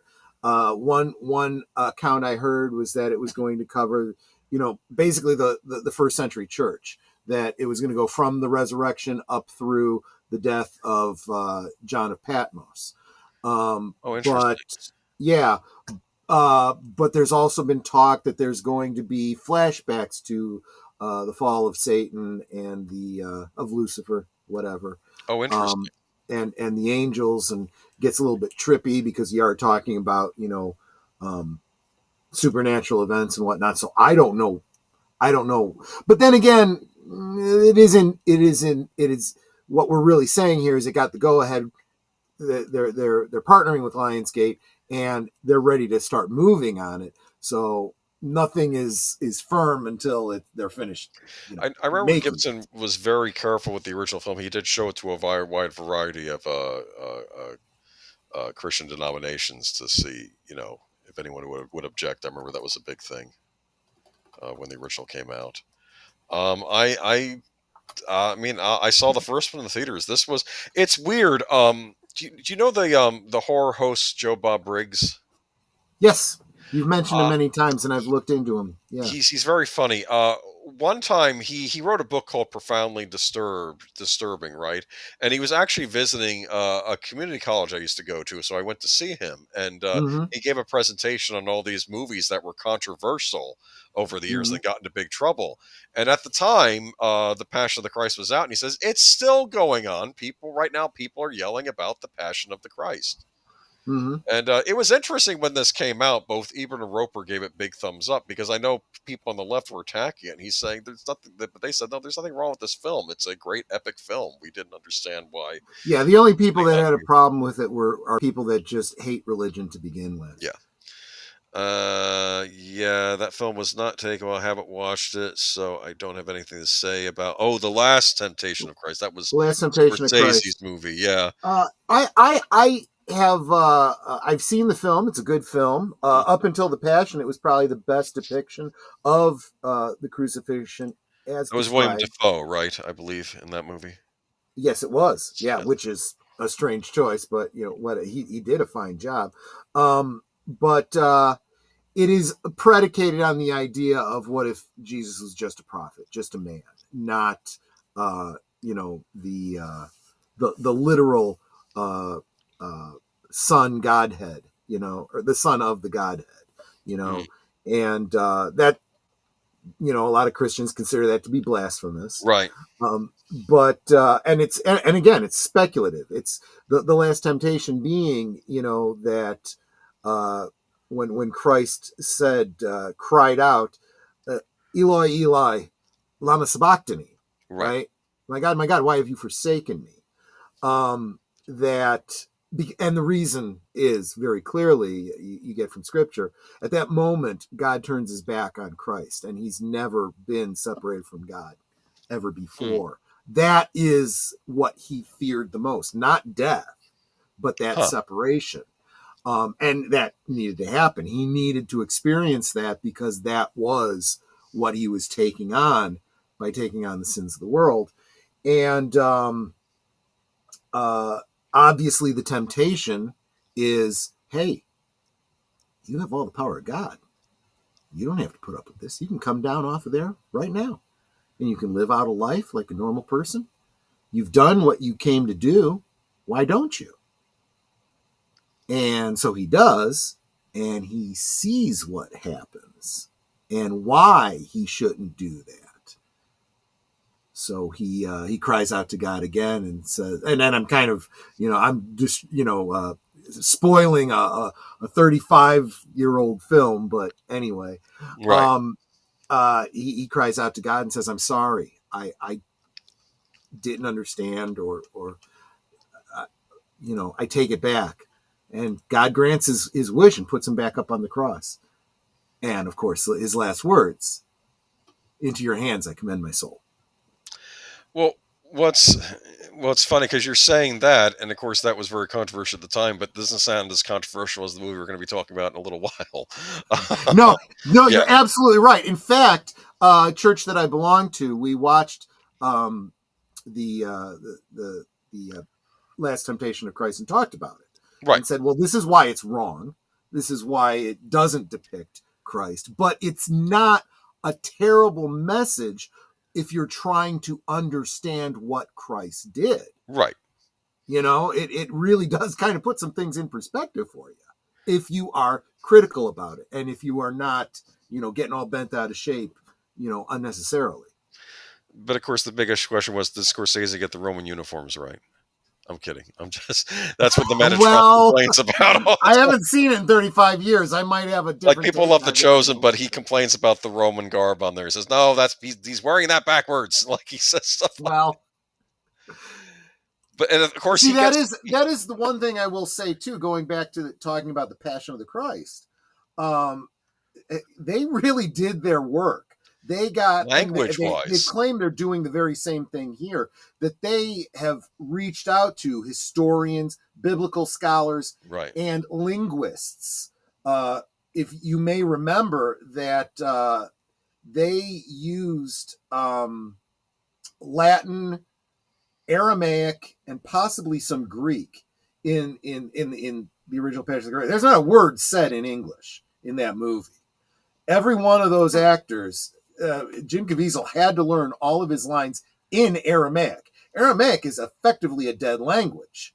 Yes. So he had to work with linguists that would coach him in how to pronounce this language he'd never heard before in his life. It was interesting, though, and I think the Romans were speaking Latin in that movie, but when they were talking about Caesar, they would say Hopefully Kaiser. It was old Latin, old classical Latin. Kaiser. They would say Kaiser, not Caesar, which I thought was exactly. That's exactly right. Julius Kaiser. That's how it's pronounced, not Julius Caesar. Crucifying people was the way of the Roman invasions. Well, they would crucify non-Roman citizens. That's what made Paul was interesting in that the Romans couldn't crucify him because he was also a Roman citizen, even though he was also a Jew. Remember? Yep. As I recall, yeah. So I think they executed him a different way. I'm not sure if I remember how, but Gibson took a lot of flack for getting details wrong in Apocalypto. I've not seen Apocalypto, but I have to say, though, with the Mesoamericans, especially if was Apocalypto the Mayans, it's hard because a lot of that history got lost. It really was, yeah. There's a Unfortunately, lot of speculation, a lot of those texts. But I've never seen it, and I don't know that much about the Mesoamerican civilizations. So that's not my area. There's plenty of historical films I will praise or denounce because I know the history behind them. That is not one that I could really... It's hard because a lot of history was lost because a lot of that history got destroyed by the conquistadors when they were there. Another problem was, and of course, it's funny, we were reading a history book and in this history book we were reading from my library class, what me and one of the students were arguing, like one of them said that it said in the text that the Aztecs had destroyed the Mayan text, and the one guy in my class was saying, where is this author pulling that information from that the Aztecs got rid of Mayan text? There's no evidence for that. And I think he actually ended up having them sent out a correction because he said that you're just saying stuff because if the Aztecs rewrote the Mayan texts in their favor and destroyed the old Mayan texts, and then the Spanish destroyed the Aztec texts, what evidence do we have that they rewrote the Mayan texts, that their text, all texts were also exactly right? It's exactly right. It's just anyway. This is the problem that you oftentimes have with these so-called scholarly writings. Someone gets an idea, they say it as though it's true, and instead of bothering to check and see if what that person said is true, they use him as a citation and they start referring to him, and this made-up BS becomes reality. That's how they rewrite history. All right, moving on to LucasFilm. And now LucasFilm is rewriting creativity, apparently. This was so bad. Okay.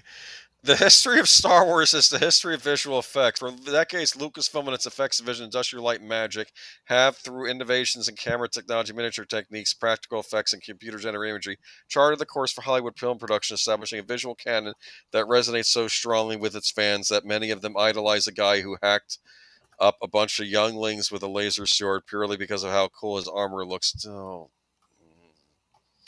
Okay, this is PC Gamers, and who wrote this? No, what Industrial Light and Magic was for me and Troy, and I think a lot of other us old timers, it was pure magic on the silver screen. That's what we were seeing.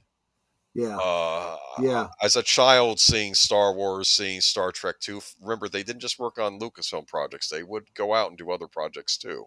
Like a Yeah. lot of the Star Trek movie effects were done by Industrial Light and Magic. I was seeing just pure magic, things that looked real. Things that were so amazing that, and I would watch the behind the scenes and how Yeah. they would do it.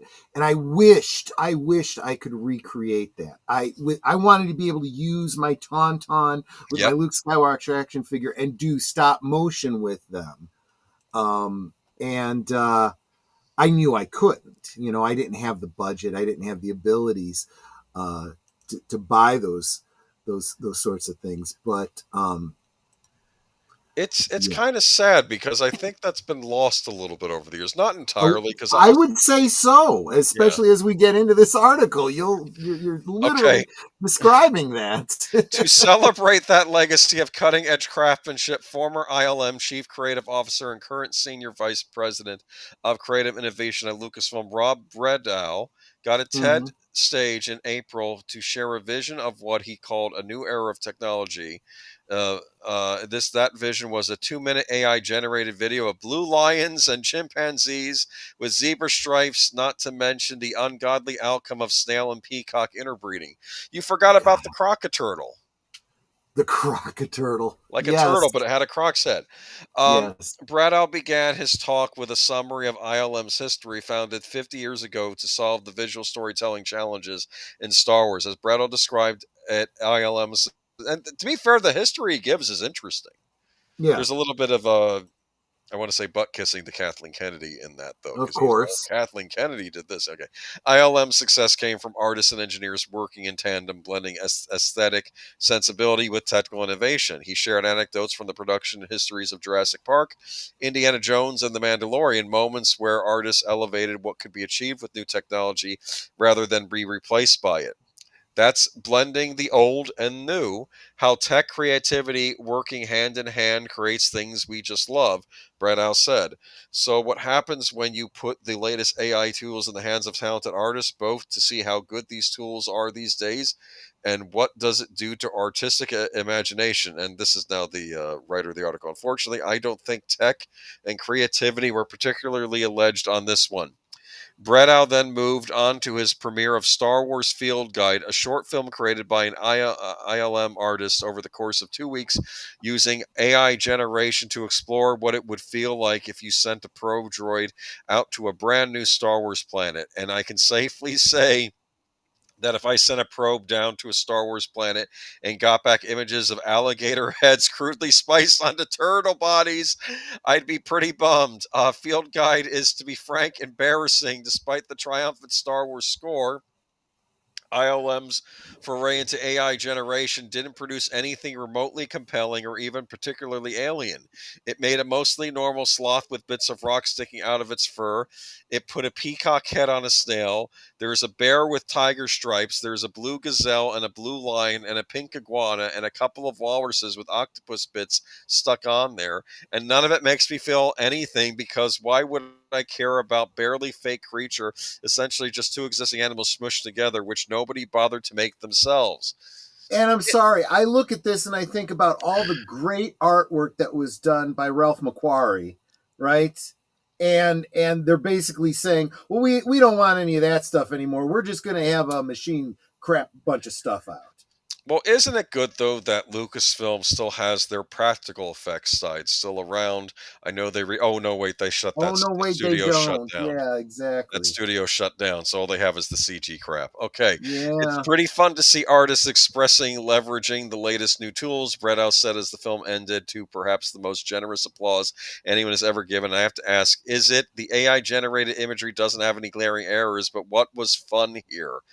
Yeah, like he made a point that, look at this person speaking from this TED Talk. Look, she has all 5 fingers. The shadows under her face are right. It looks like someone speaking at a TED Talk. That's not an effect. That's what's being expressed by a person typing. What if a hyena and an ape's face for apes?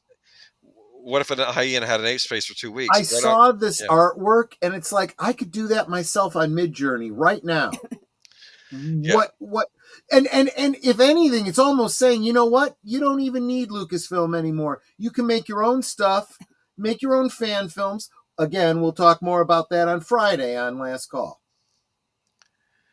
He says that this is all a stepping stone to that next Star Wars Destroyer moment that's going to light up screens around the world. And the author concludes, I'm still waiting to be convinced. I'm still waiting to be convinced. And I'm still waiting for Lucasfilm. I never thought that Lucasfilm, the ones that made Star Wars, I knew that Star Wars was their big property, but I didn't know it was their only property they would ever do for all eternity. Think about it. Well, that kind of comes with the territory when you have people that rely on AI because they lack. They have no imagination. Of their own. Yes. They have no imagination. Yep. I mean, seriously, this is just. I'm bored with Lucasfilm. I mean, they had a games division back in the day that came up with all of these original properties that were neat, and I thought these could have been used for films, or these are examples of what could be made to make a movie out of. Yeah. And they had other properties. They had Willow, which didn't really get off the ground. They made one movie. They had Indiana Jones, which they stopped doing after the third movie until we got those other sequels, which I won't even talk about the last one. And now it's just Star Wars this and Star Wars that, except the Star Wars we want to see. But yeah. I don't know. I don't get it. Andor Season 2 was cool about it. About what? Anyway. Okay. Well, no, I've heard good things about Andor, but it's not good enough to make up for all this other crap that they're doing. Like The Acolyte? Is The Acolyte getting a Season 2, though? That's the big question. They can't afford it. And this is partly why.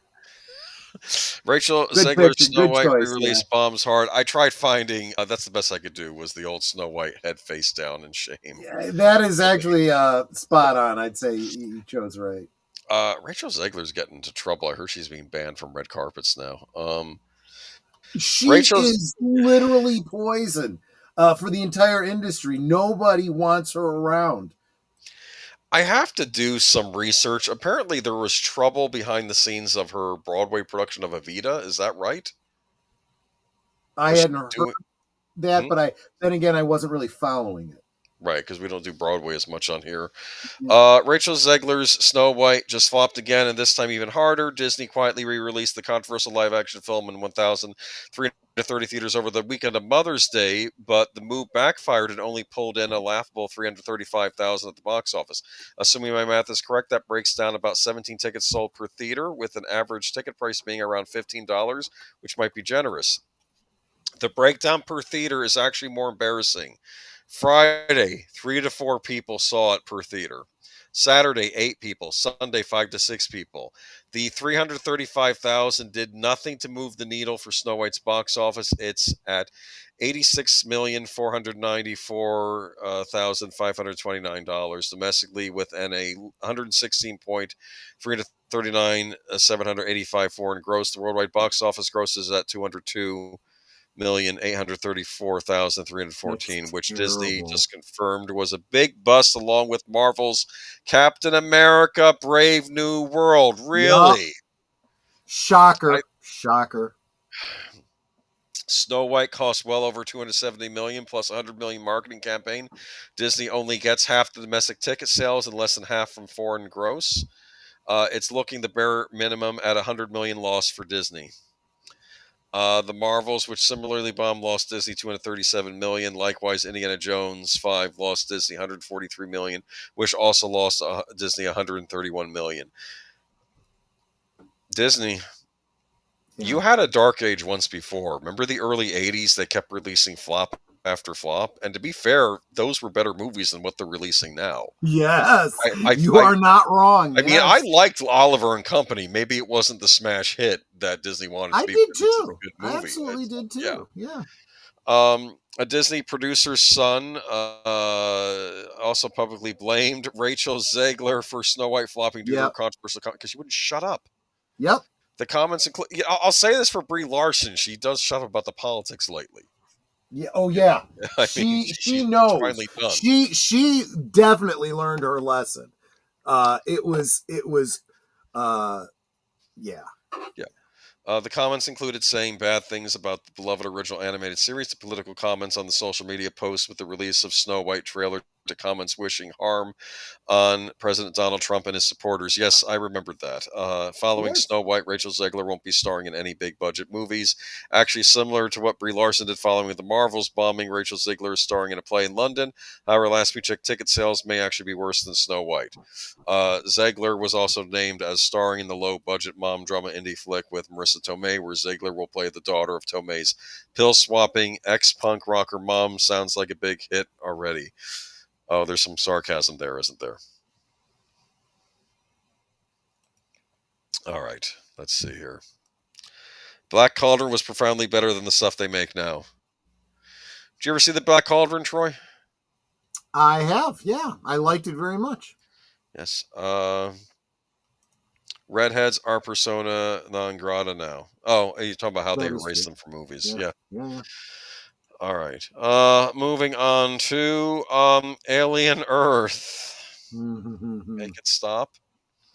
Make it stop. You know what killed me about Alien Romulus? There was a good movie in there, and it still got messed up. I know. This is another one that comes to us from our man in the field, Mark Malnikoff.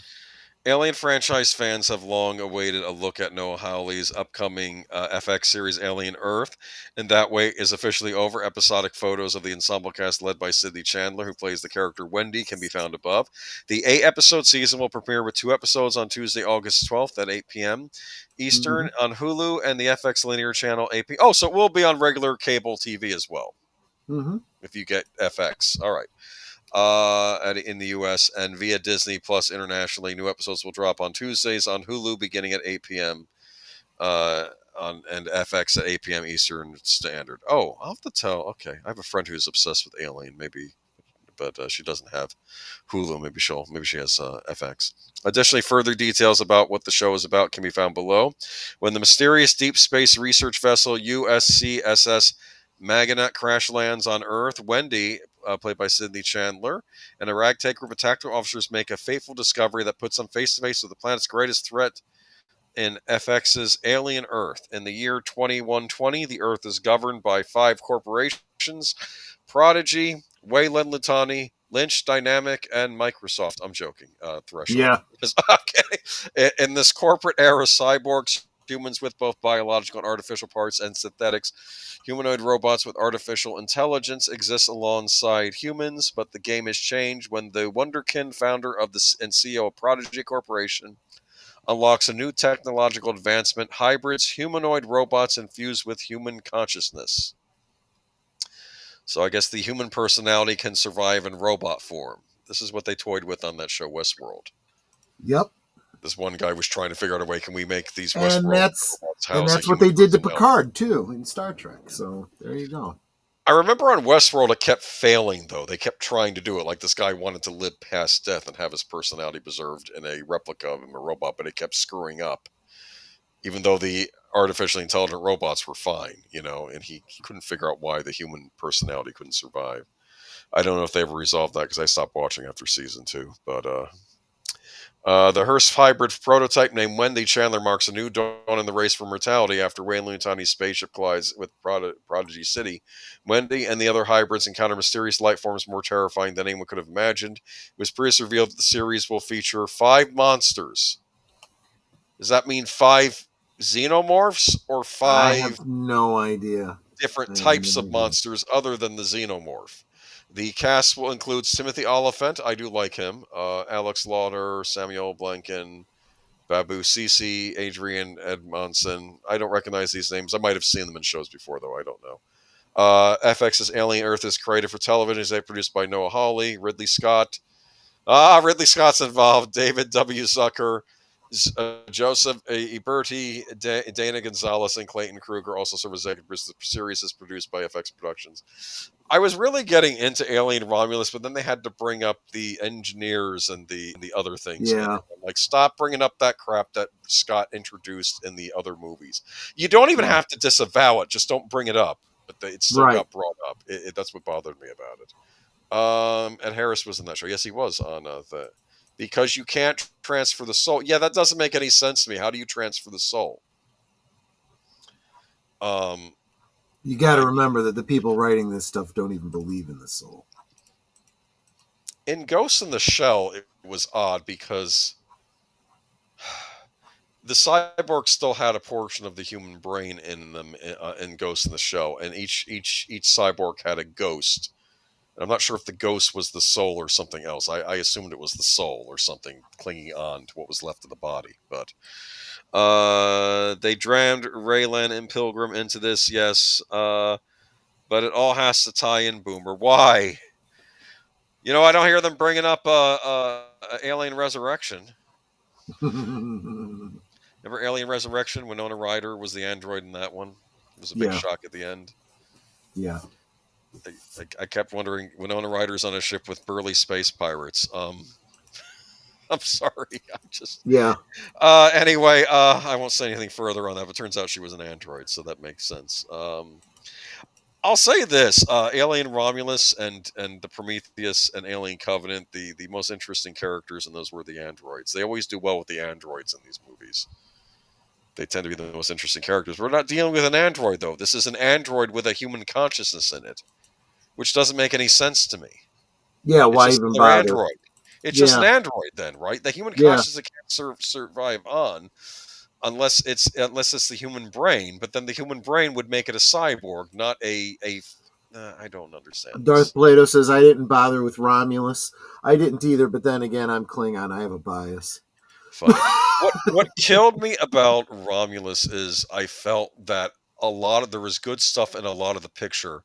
I thought having Ian Holmes as Ash being there was kind of dumb. He was playing a different android. But the whole point of Ash was he was supposed to look like a person and infiltrate the crew of the original. So they wouldn't have another android around like that. And I thought, well, at least Ian Holm got to reprise his role. And then I realized, oh no, he's been dead for a few years. So why was he in it? Exactly. Just have another evil android in it. It's absolutely fine. Unnecessary. Have another actor playing an evil android. It's fine. Hell, if you wanted to do that, you could have brought in what's his name? Lance Hendrickson. Lance Hendrickson, yeah. He's still kicking around, yeah. I mean, he's just, I don't know. Never mind. Everyone liked Bishop, right? Yeah. You like Bishop, right? Yeah. To be fair, the other Michael Fassbender robot that was in Alien Covenant, he was a good robot. He was a good android too, but he was playing a dual role in that. There's also the robot David, the android David, he was purely malevolent. Yeah. I don't know if you saw Alien Covenant. I'm interested in this, I have to admit. Don't ask me why. I am too. I am very curious about this. Batman fans finally get the chance to see the director's cut they've been crying out for. I didn't know this existed. Following the release of the now cherished and somewhat infamous release of the Snyder Cut, fans have a newfound interest in alternate cuts of the major comic book movie blockbusters. One of the most discussed is Joe Schumacher's cut of 1995's Batman Forever, dubbed the Schumacher Cut. The filmmaker's original vision for the Batman outing has now received some hugely exciting release news. To celebrate the DC movie's 30th anniversary, the Schumacher Cut of Batman Forever is set to be screened in a movie theater in Los Angeles on May 29th, with the theater stating that the screening will be available to monthly members only, with extremely limited seating. While this showing of the Schumacher Cut is clearly extremely restricted, it sure marks good news for potential wide release of the coveted director's cut. According to the World of Real, the Schumacher Cut of Batman Forever still needs $5 million to $10 million worth of post-production work to be fully completed, but in the wake of Val Kilmer's death, it is possible that the studio is considering finishing sorry, I lost my spot. Oh, I hit the wrong button, that's why. Of the Batman film. I have a question. Is Joe Schumacher dead? I thought he was, but I'm not sure. We might have done an in passing thing of him one week, as memory serves. Joel Schumacher dead? Yep. June 22nd of 2020. Joel Schumacher died on June 22nd, 2020 in New York City, New York, USA at the age of 80. Yep. Okay. Yep. That was before we started streaming, I think. Okay, so a handful of Batman fans had the opportunity to see the Schumacher Cut of Batman Forever in its current state, and the reviews have been largely positive. One such fan is writer, director, and known comic book fan Kevin Smith, who revealed that the director's cut runs at 2 hours and 38 minutes, around 36 minutes more than the original theatrical release, delves far deeper into Bruce Wayne's psychological torment and even justifies why the movie was titled Batman Forever in the first place. Kevin Smith's endorsement, dude. Jesse Guajardo, Troy, I am vengeance. I am the night. I am getting a limited release.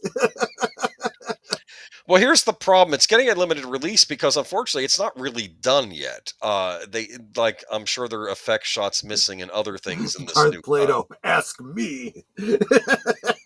all the Batman memes are coming out now. Warner Brothers, I'll check this out if you release it. I'm curious. I mean, I'm not the I biggest know. Batman Forever fan. I've but actually I'm curious.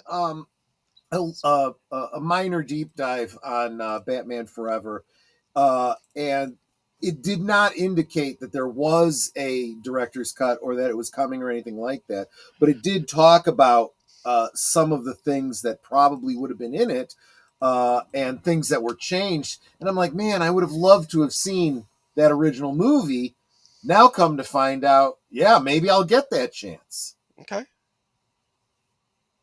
If we get to see more of Nicole Kidman in that movie, that'd be nice too. So, well, if you want to see more of Nicole Kidman, there's better movies to see more of her in. I know she's been in one recently. But anyway, yeah. Exactly.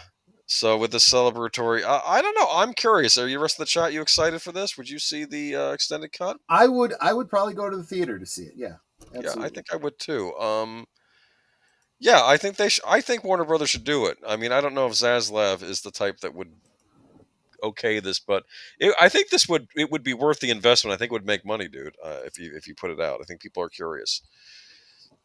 And now we have someone who was going to play Superman, and now he's going to play Joseph of Nazareth, or Joseph of Bethlehem. Excuse me. Well, we'll see, because oh my goodness, Nicolas Cage will play the father of Christ in a new horror movie submitted by Geek Flag of Nate Knows.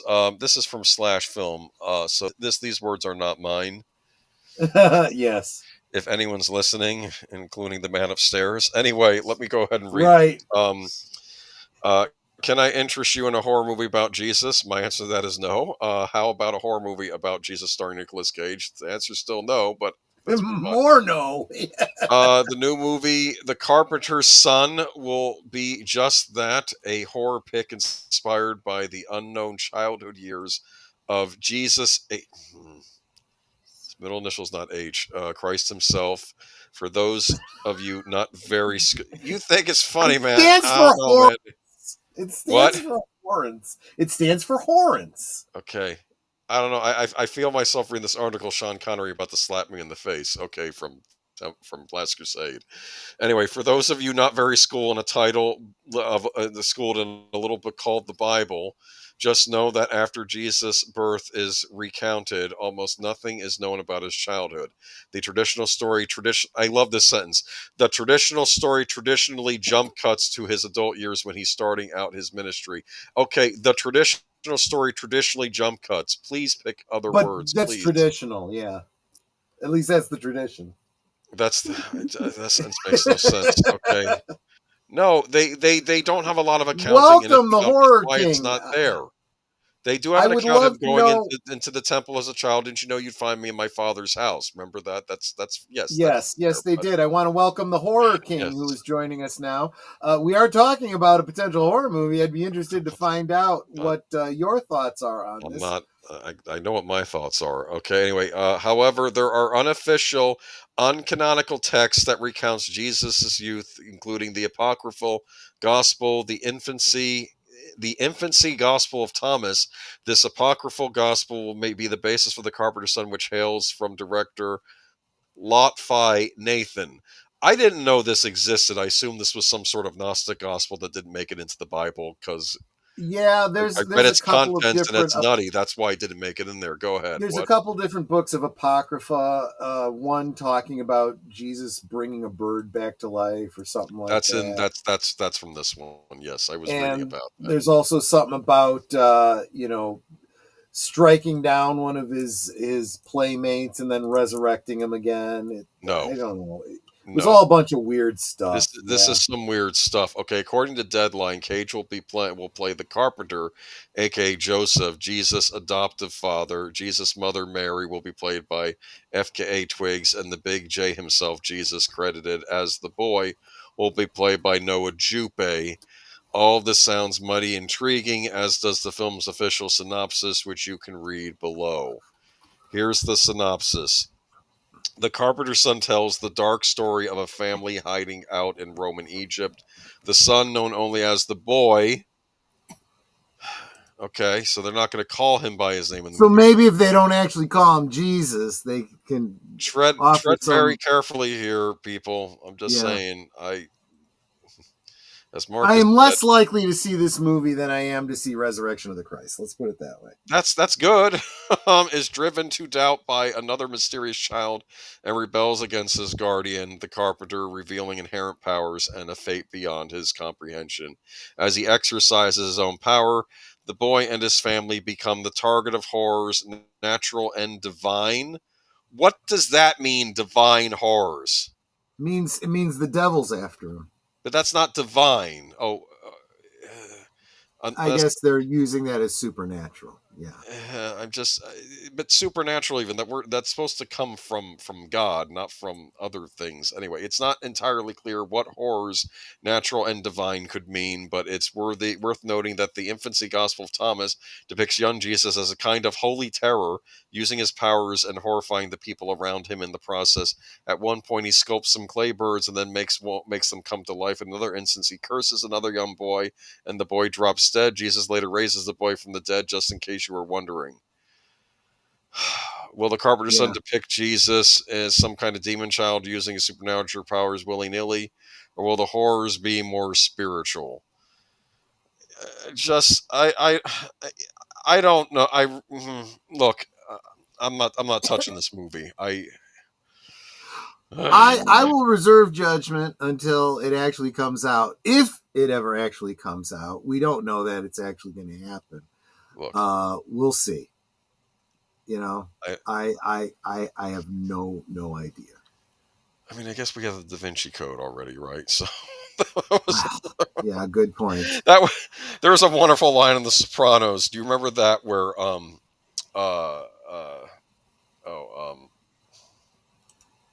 I hate it when this happens. Oh, Phil Leotardo. He's talking about his ancestor coming over here, and the family name was Leonardo after Leonardo da Vinci, but they changed it to Leotardo at Ellis Island. And one of the kids, he asked the kids, "Do any of you know who Leonardo da Vinci was?" And one kid says, "Yeah, he wrote the Da Vinci Code." And then this said, "No, that was a man, a horrible blasphemous man that wrote that book." And it's like, I don't know, man. This looks like a Gnostic text. There's some weird stuff in here that was, I don't know, man. I'm staying away from this movie myself. I don't know. I don't want to get cursed or anything. I don't know. I keep thinking of the story of King Herod. Curtis, that is not a picture from the movie. The movie hasn't been made yet. I think this is just a stand-in pic. I think that's a picture from Mandy, a movie I rather liked, actually, with Nick Cage. That's a good Nick Cage horror movie that I recommend.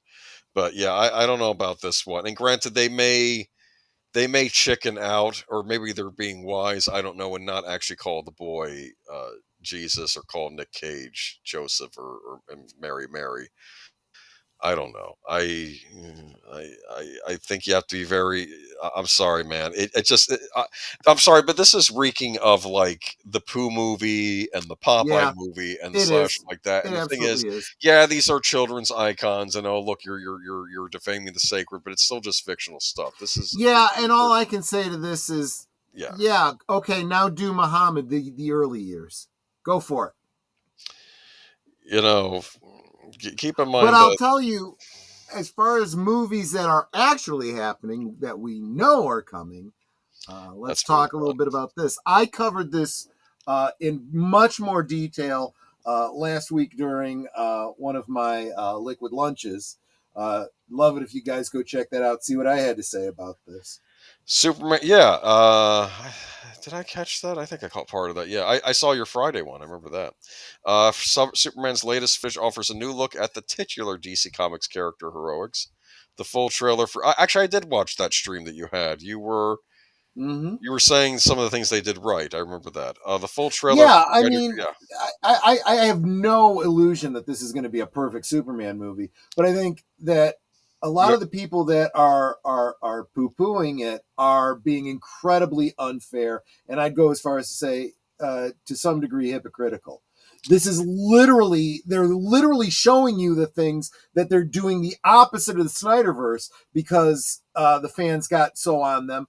They do what the fans say, and then the fans still shit on them. I mean, that kind of smacks of. I understand why people would say fans are toxic when you're doing that kind of thing, you know? So the full trailer for writer-director James Gunn's movie was released Wednesday ahead of the Warner Brothers feature hitting theaters June 11th. Superman stars David Cornsweet as Superman, Rachel Brosnahan as Lois Lane, and Nicholas Hoult as Lex Luthor. The new film focuses on the titular superhero who made his way to Earth from the planet Krypton and grapples with his powers while blending in as journalist. I believe Marlon Brando pronounced that Krypton. You know what? Krypton. He does make it sound good. I mean, he makes it sound regal. He's not a man, Holt says in the trailer. He's an that's somehow become the focal point of the entire world's conversation. Previously released footage showed an injured Superman getting rescued when his trusty dog Crypto drags him to the Fortress of Solitude. After Superman thanks a robot crew for their help, one of the replies, "No need to thank us, sir, as we will not appreciate it." Gunn announced on Instagram earlier this week that he would be revealing the full trailer, adding the caption, "I've been waiting too long to share all this with you." Superman release marks a pivotal and high-stakes moment for Warner Brothers. In addition to DC studio boss Gunn and Peter Safran, who produced the project, the film co-stars Skylar Gisondo, Jimmy Olsen, Sarah Sampaio, Ave Tessmacher. Oh, that's interesting. Tessmacher's going to be in this. Edie Gathegi, Mr. Terrific, Terrence Rose Moore Otis, Anthony Carrigan, Metamorpho, Isabella Mercad, Hawkgirl, Nathan Fillion, Guy Gardner, and Maria Gabriela De Faria, the engineer. Gunn joined his stars on the cinematic stage last month, where Cornsweet discusses how he felt to portray the Man of Steel. "It's a great honor to play the role that exists so clearly in the public consciousness," the star said. I mean, that's off to a good start. And I will say, seeing Cornsweet, he does kind of give off, I don't want to say like he reminds me a little bit of Tom Welling. I'll say that, like how Tom Welling Superman would have been. Exactly.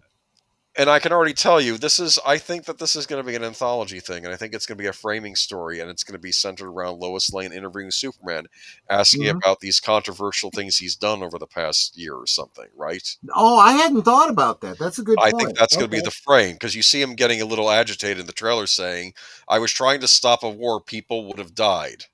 Yeah. And it's weird, and I think people yelled at him for screaming like Superman wouldn't do that, but I think when he's doing that yelling, he's Clark. Yeah. I think he's Clark talking to Lois. That's the other. But Lois is acting like Lois Lane, the reporter, not Lois Lane, his girlfriend. So right, or wife. I don't know if they're married at this point in the movie. I got the impression they were not married, but okay, but they're dating. Yes. Yeah. Okay. So I don't know. I mean, we'll see. This is a big we'll see thing. There's still other aspects of the Gunverse I do not like. I've not made that clear, especially that cartoon he did recently, which I did not care for. But we'll see. But that doesn't mean this individual movie will be bad. We'll see. I'm not a Snyder bro. My problem is that none of the trailers explain to me the plot of the movie. It looks like Guardians to me. Don't get me wrong. I want it to be good. This is what I think it is. I think it's an anthology film about different Superman adventures. That's why you have Guy Gardner showing up on one and Hawker on another, and why he's fighting it. That might explain, because remember I was complaining about the bloated cast? Like, why are all these other characters in this, like Mr. Terrific? But if it's being done like in an episodic nature, that this is what happened to Superman one day, maybe he got a fight where he joined up with Mr. Terrific to fight a monster, that could be a different story. Do you understand? Exactly right. Yes, Clue. Valerie Prine is still alive. She's been in bad health, though. She's had some struggles. So that's it. So we'll see how this turns out. I do think, regardless of whether I think it may bring Warner Brothers back from the brink. We'll see. If it does Superman suit is well. the same suit they wear in Guardians of the Galaxy Volume 3. If you don't believe me, check it out yourself. I'm not sure which suit I have not seen Guardians 3 yet. I heard it was good. People did say it was good. Was Adam Warlock in that movie? Because it looked like him from the trailer. I thought maybe he was finally being introduced in the MCU in that movie. But all right. Anything left to say about Superman, or we could just check out Liquid Lunch? Yep. Yeah, I would appreciate that. You're saying you're not, yeah, but you make a point that if we don't point out what we like about something, we're not being honest. Like, if Yeah, yeah, I still have my issues with some of the casting, with the look of the costume. I feel even stronger about those elements of the costume now that I've seen this trailer and I see what he looks like as Clark. I mean, he leans forward to talk to Lois in that white shirt, and I'm like, man, he looks ripped. You can't tell from the costume, you know? Do you think maybe the costume will change by the end of the movie? He'll put on a different outfit, like the more traditional. Well, there is that bit where Martha says, just finish your suit. I'll go get your boots. You get the impression that there's definitely something about mom making the suit. Okay. Kind of I like the fact that kids are being included. I think that's important. Oh, yeah. Yeah. So. Oh, and something I said last week, they showed that conversation with his father, and his father, obviously he goes to talk to his father because he's feeling badly about what's going on with what people are saying about him. And what the character says is exactly the opposite of what Kevin Costner says in the Snyderverse. In the Snyderverse, what should I have done? Just let him die? Maybe. Whereas this one is like, you care about people, and that's what matters. That's what's important. It's like, that is the exact opposite of and this is what I'm talking about. We all gave him crap about that. Now you get this, and people are bitching and moaning about the house not looking like what they expect Clark's farmhouse to look like. Too bad. If they get the characters right, I'm going to give them a lot of latitude on these other little unimportant things, right? Oh, I just cleaned your boots. I'll go get them. Okay, so we'll see. That's what it was. All right, so we'll wait and see. And like I said, I think this will be a big hit for Warner. Somebody made a point that the dog, or maybe you were making the point about the dog. Maybe I got this from you, about how it was you or another YouTuber was saying about the dog that this thing will be the next Grogu, the crypto dog. That was me, yeah. I said I expect it to be the next Grogu, and it would be brilliant if they do, because they need to market the crap out of this in order for this to... I mean, hopefully for them, this movie will be in the green just from ticket sales. But they also need the toy sales and the merchandising. Clark was too defensive and justifying doing what he wants to. That's what villains do. And that might be why Lois is there to counteract that. Why he needs Lois in his life. Even on know. I mean, are you calling me a villain? Because I get defensive too. Ask Nutter, she'll tell you. But on the original Superman, the animated series, they made a point that Superman could be pushed to doing something bad if the right triggers are pushed. Yes. Well, and I saw a YouTuber dropped a clip that, because I haven't watched the entire animated series. There is a scene where Lois interviews him exactly that way. Yeah. And she asks him the same questions. And this YouTuber said, he answered it very differently. He didn't get defensive. I said, yeah, but pay attention to that. He sounds very authoritative. Mm-hmm. It's like, I did what I had to do for the greater good. Yeah. That is not what you want to hear Superman say. I would much rather hear Clark say, but I was saving lives, and getting defensive and defending his point of view. Right. Because that implies at least that he's bothered by and questioning himself, as opposed to taking that authoritative, I am Superman, you will obey me sort of attitude. Superman's drunk, Superman 3, yes, I remember that. I liked on Superman the animated series, though. You know who knew how to push Superman's buttons? It was his dark side. Out of all the villains. Yeah. Exactly. Fallout's coming back. This was brilliant because Netter had just recently asked me. She says, "Hey, is Fallout coming back?" And I'm like, "Yes, it is." And it got a third season, and it hasn't even come out yet. I know I'm jumping the lead here, right?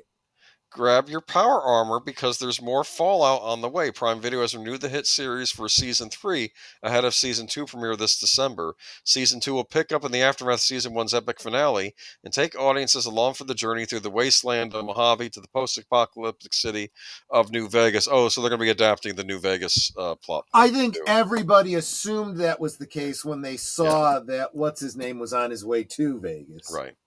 To date, more than 100 million viewers have watched Season 1, putting it in the top 3 Prime Video titles ever.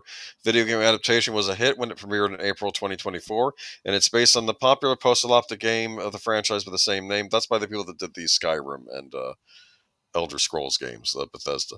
The show also follows Ella Purnell's protagonist, Lucy McLean, as she emerges from the underground vault after a nuclear war devastates the world. She's a good actress. Yes, she is. I like her.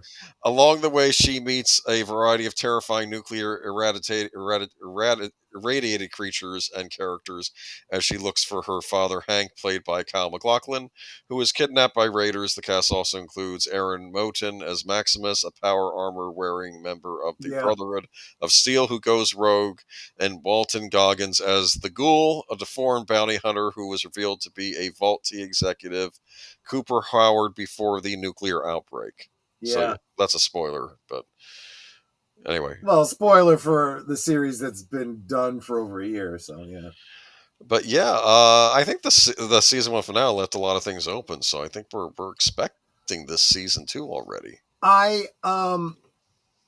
When I first saw this article, I scratched my head a little bit because I'm like, why are they okaying a third season when the second season hasn't even been out yet? But then I thought it through. The first season was so well received.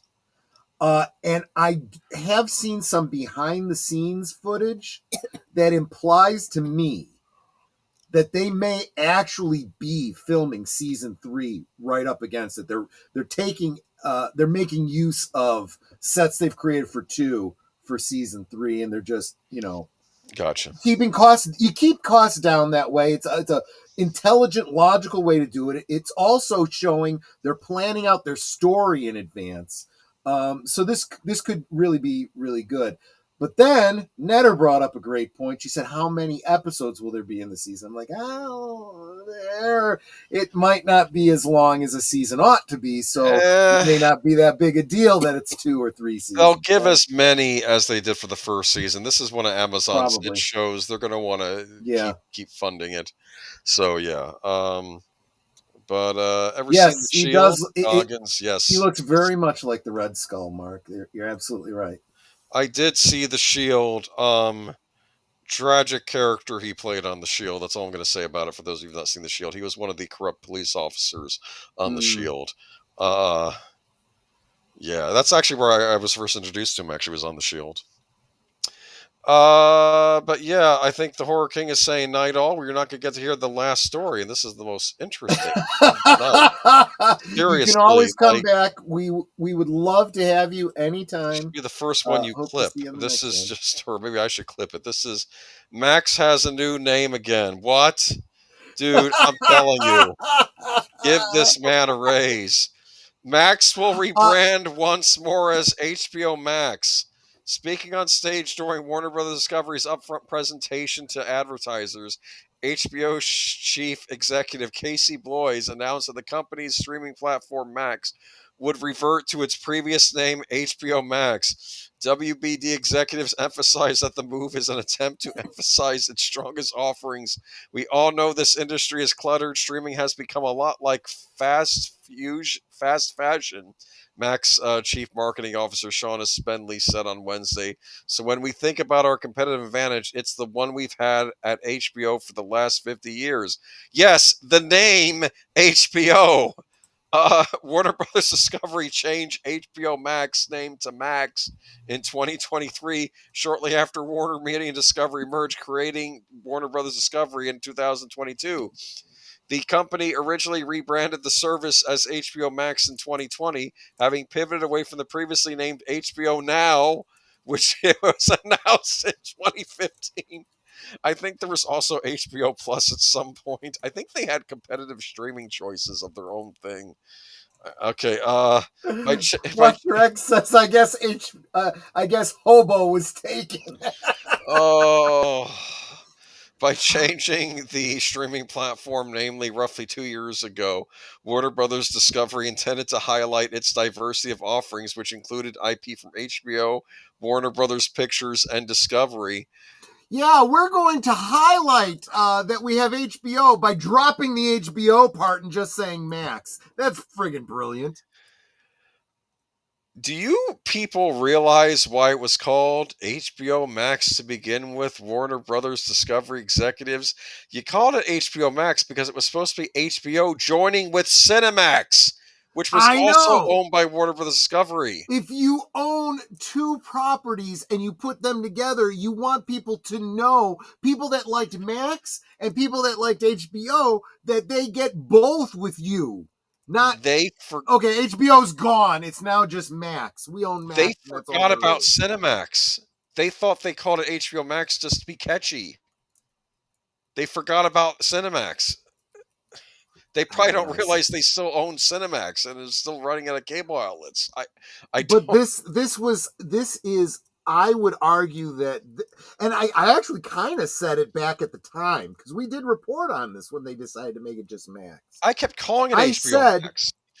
Yeah, I liken this to the Coke New Coke thing. When they did that and the marketing department was like, we screwed up. That's exactly what this was. I actually want to throw this out too. We're big fans over here of Midnight's Edge, and they just today released a video on exactly this topic. So by all means, go check it out. They basically say some of the same things I am too. Again. I would have titled it Herp a Derp, but that's just me. Herp a Derp, yeah.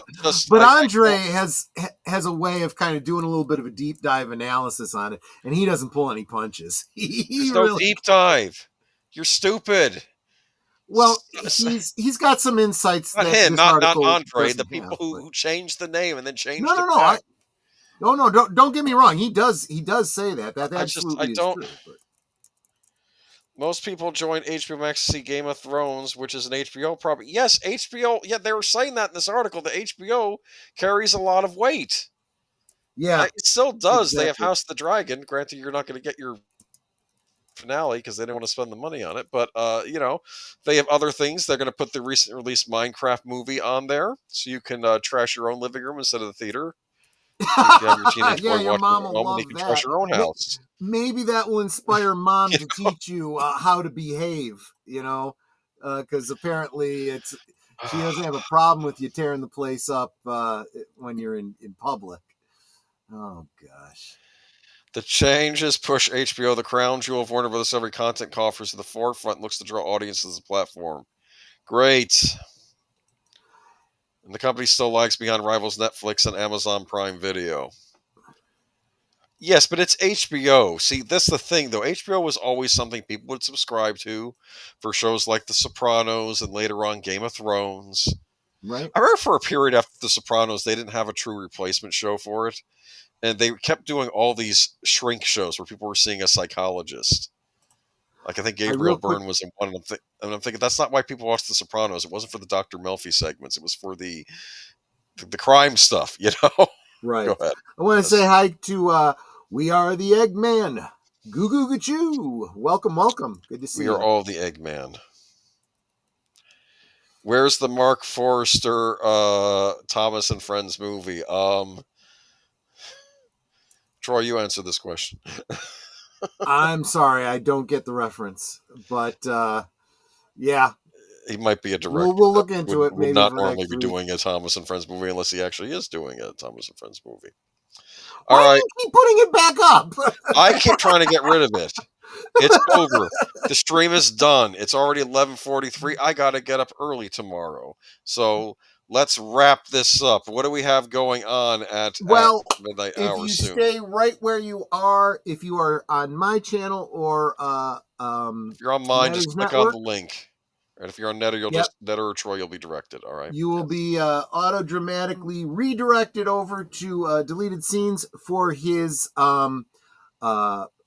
what is it called? Reserved seats. He'll be talking with Curtis Selby about his new channel. Please make sure you get over there and subscribe to his channel because we want to see him get monetized. He is being very unfairly treated by the powers that be, and we're trying to do everything we can to help him out. Up. Yes, prop him up, help him out. And then tomorrow night. So I have to call it now.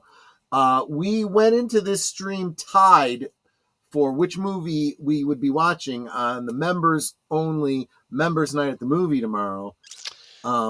And it looks like the tie has been broken. Okay. We will be watching The Car from 1977. Which is the year I was born, so that works. It beat out Bad Ronald by 1 vote. We will be celebrating Aged Boomer's birthday tomorrow. So not that tomorrow is actually your birthday, but we'll be celebrating it. Yes, with this movie.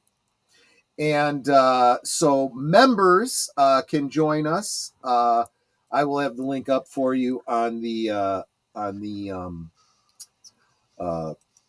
community tab.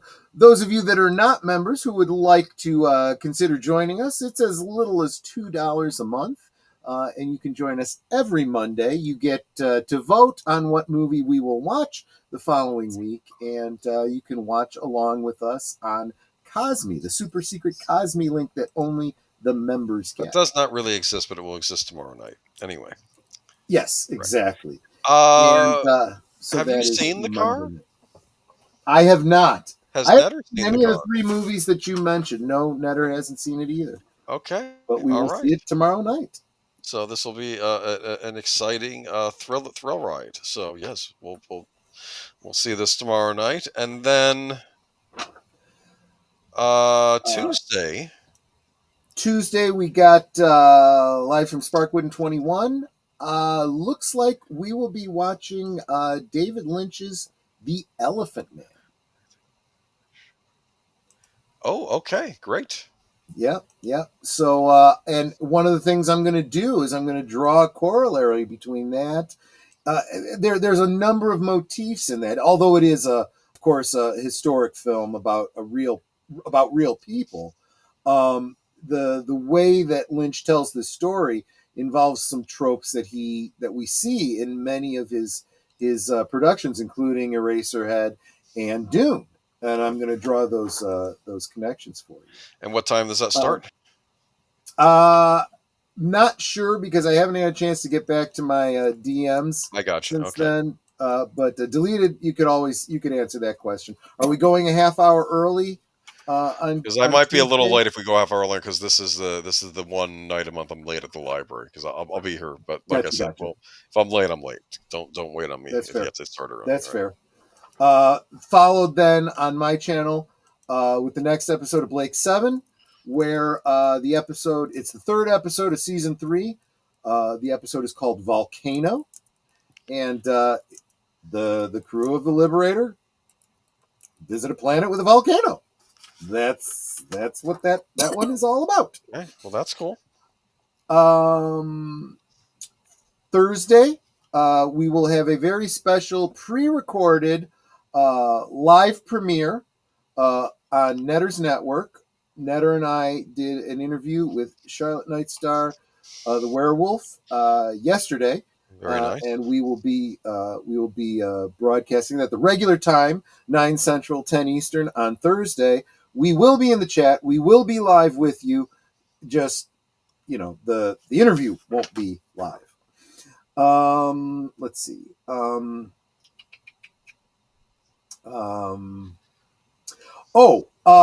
then Friday, join Big Al, Deleted Scenes, and myself at, I guess that would be 7 Central, 8 Eastern, over on Big Al's channel.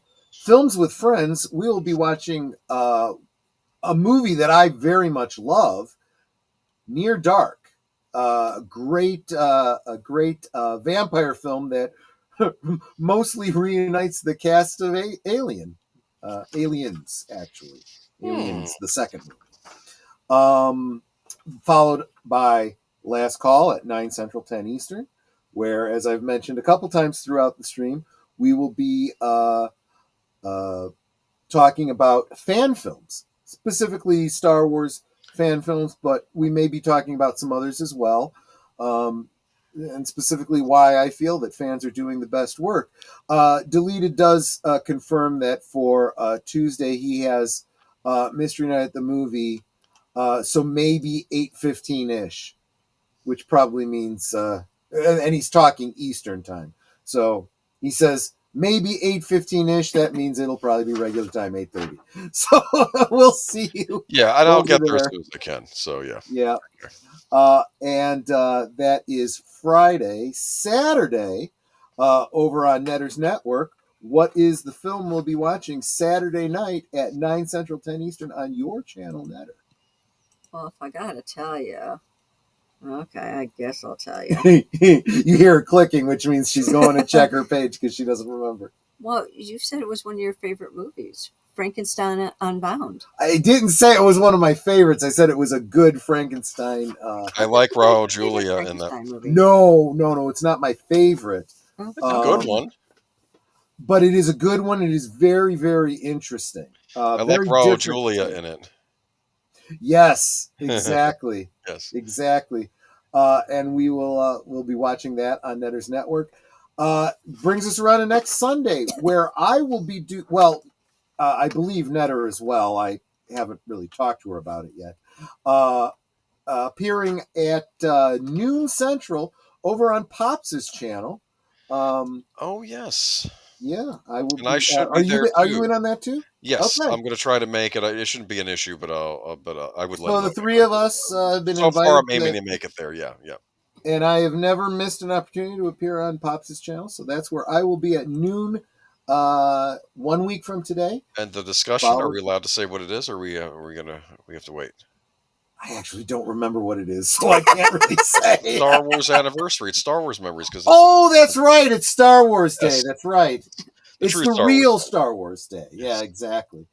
So we'll be talking Star Wars. I think that's fine. I think that's perfectly good. I'll be going into detail about this latest LucasFilm film reel that we talked about tonight. I'll talk about. Oh, and how awesome it is that they're Croc and Turtle. Yeah. I want a Croc and Turtle. We could franchise the heck out of Croc and Turtle. I'm telling you. Well, go ahead. Yeah. Okay. Yeah. And then that brings us around to next week's Geeky Geezers, and we have no way of knowing what we'll be talking about because it hasn't happened yet. Yes, so we will discuss more things next week. I think there was one story pending. I might look into that Rachel Zegler Avita situation because apparently something's going on with that. But all right, yeah, I'll talk to y'all next week. You have a good one. Have a good week, and check us out tomorrow night. Bye bye. Thanks, everyone.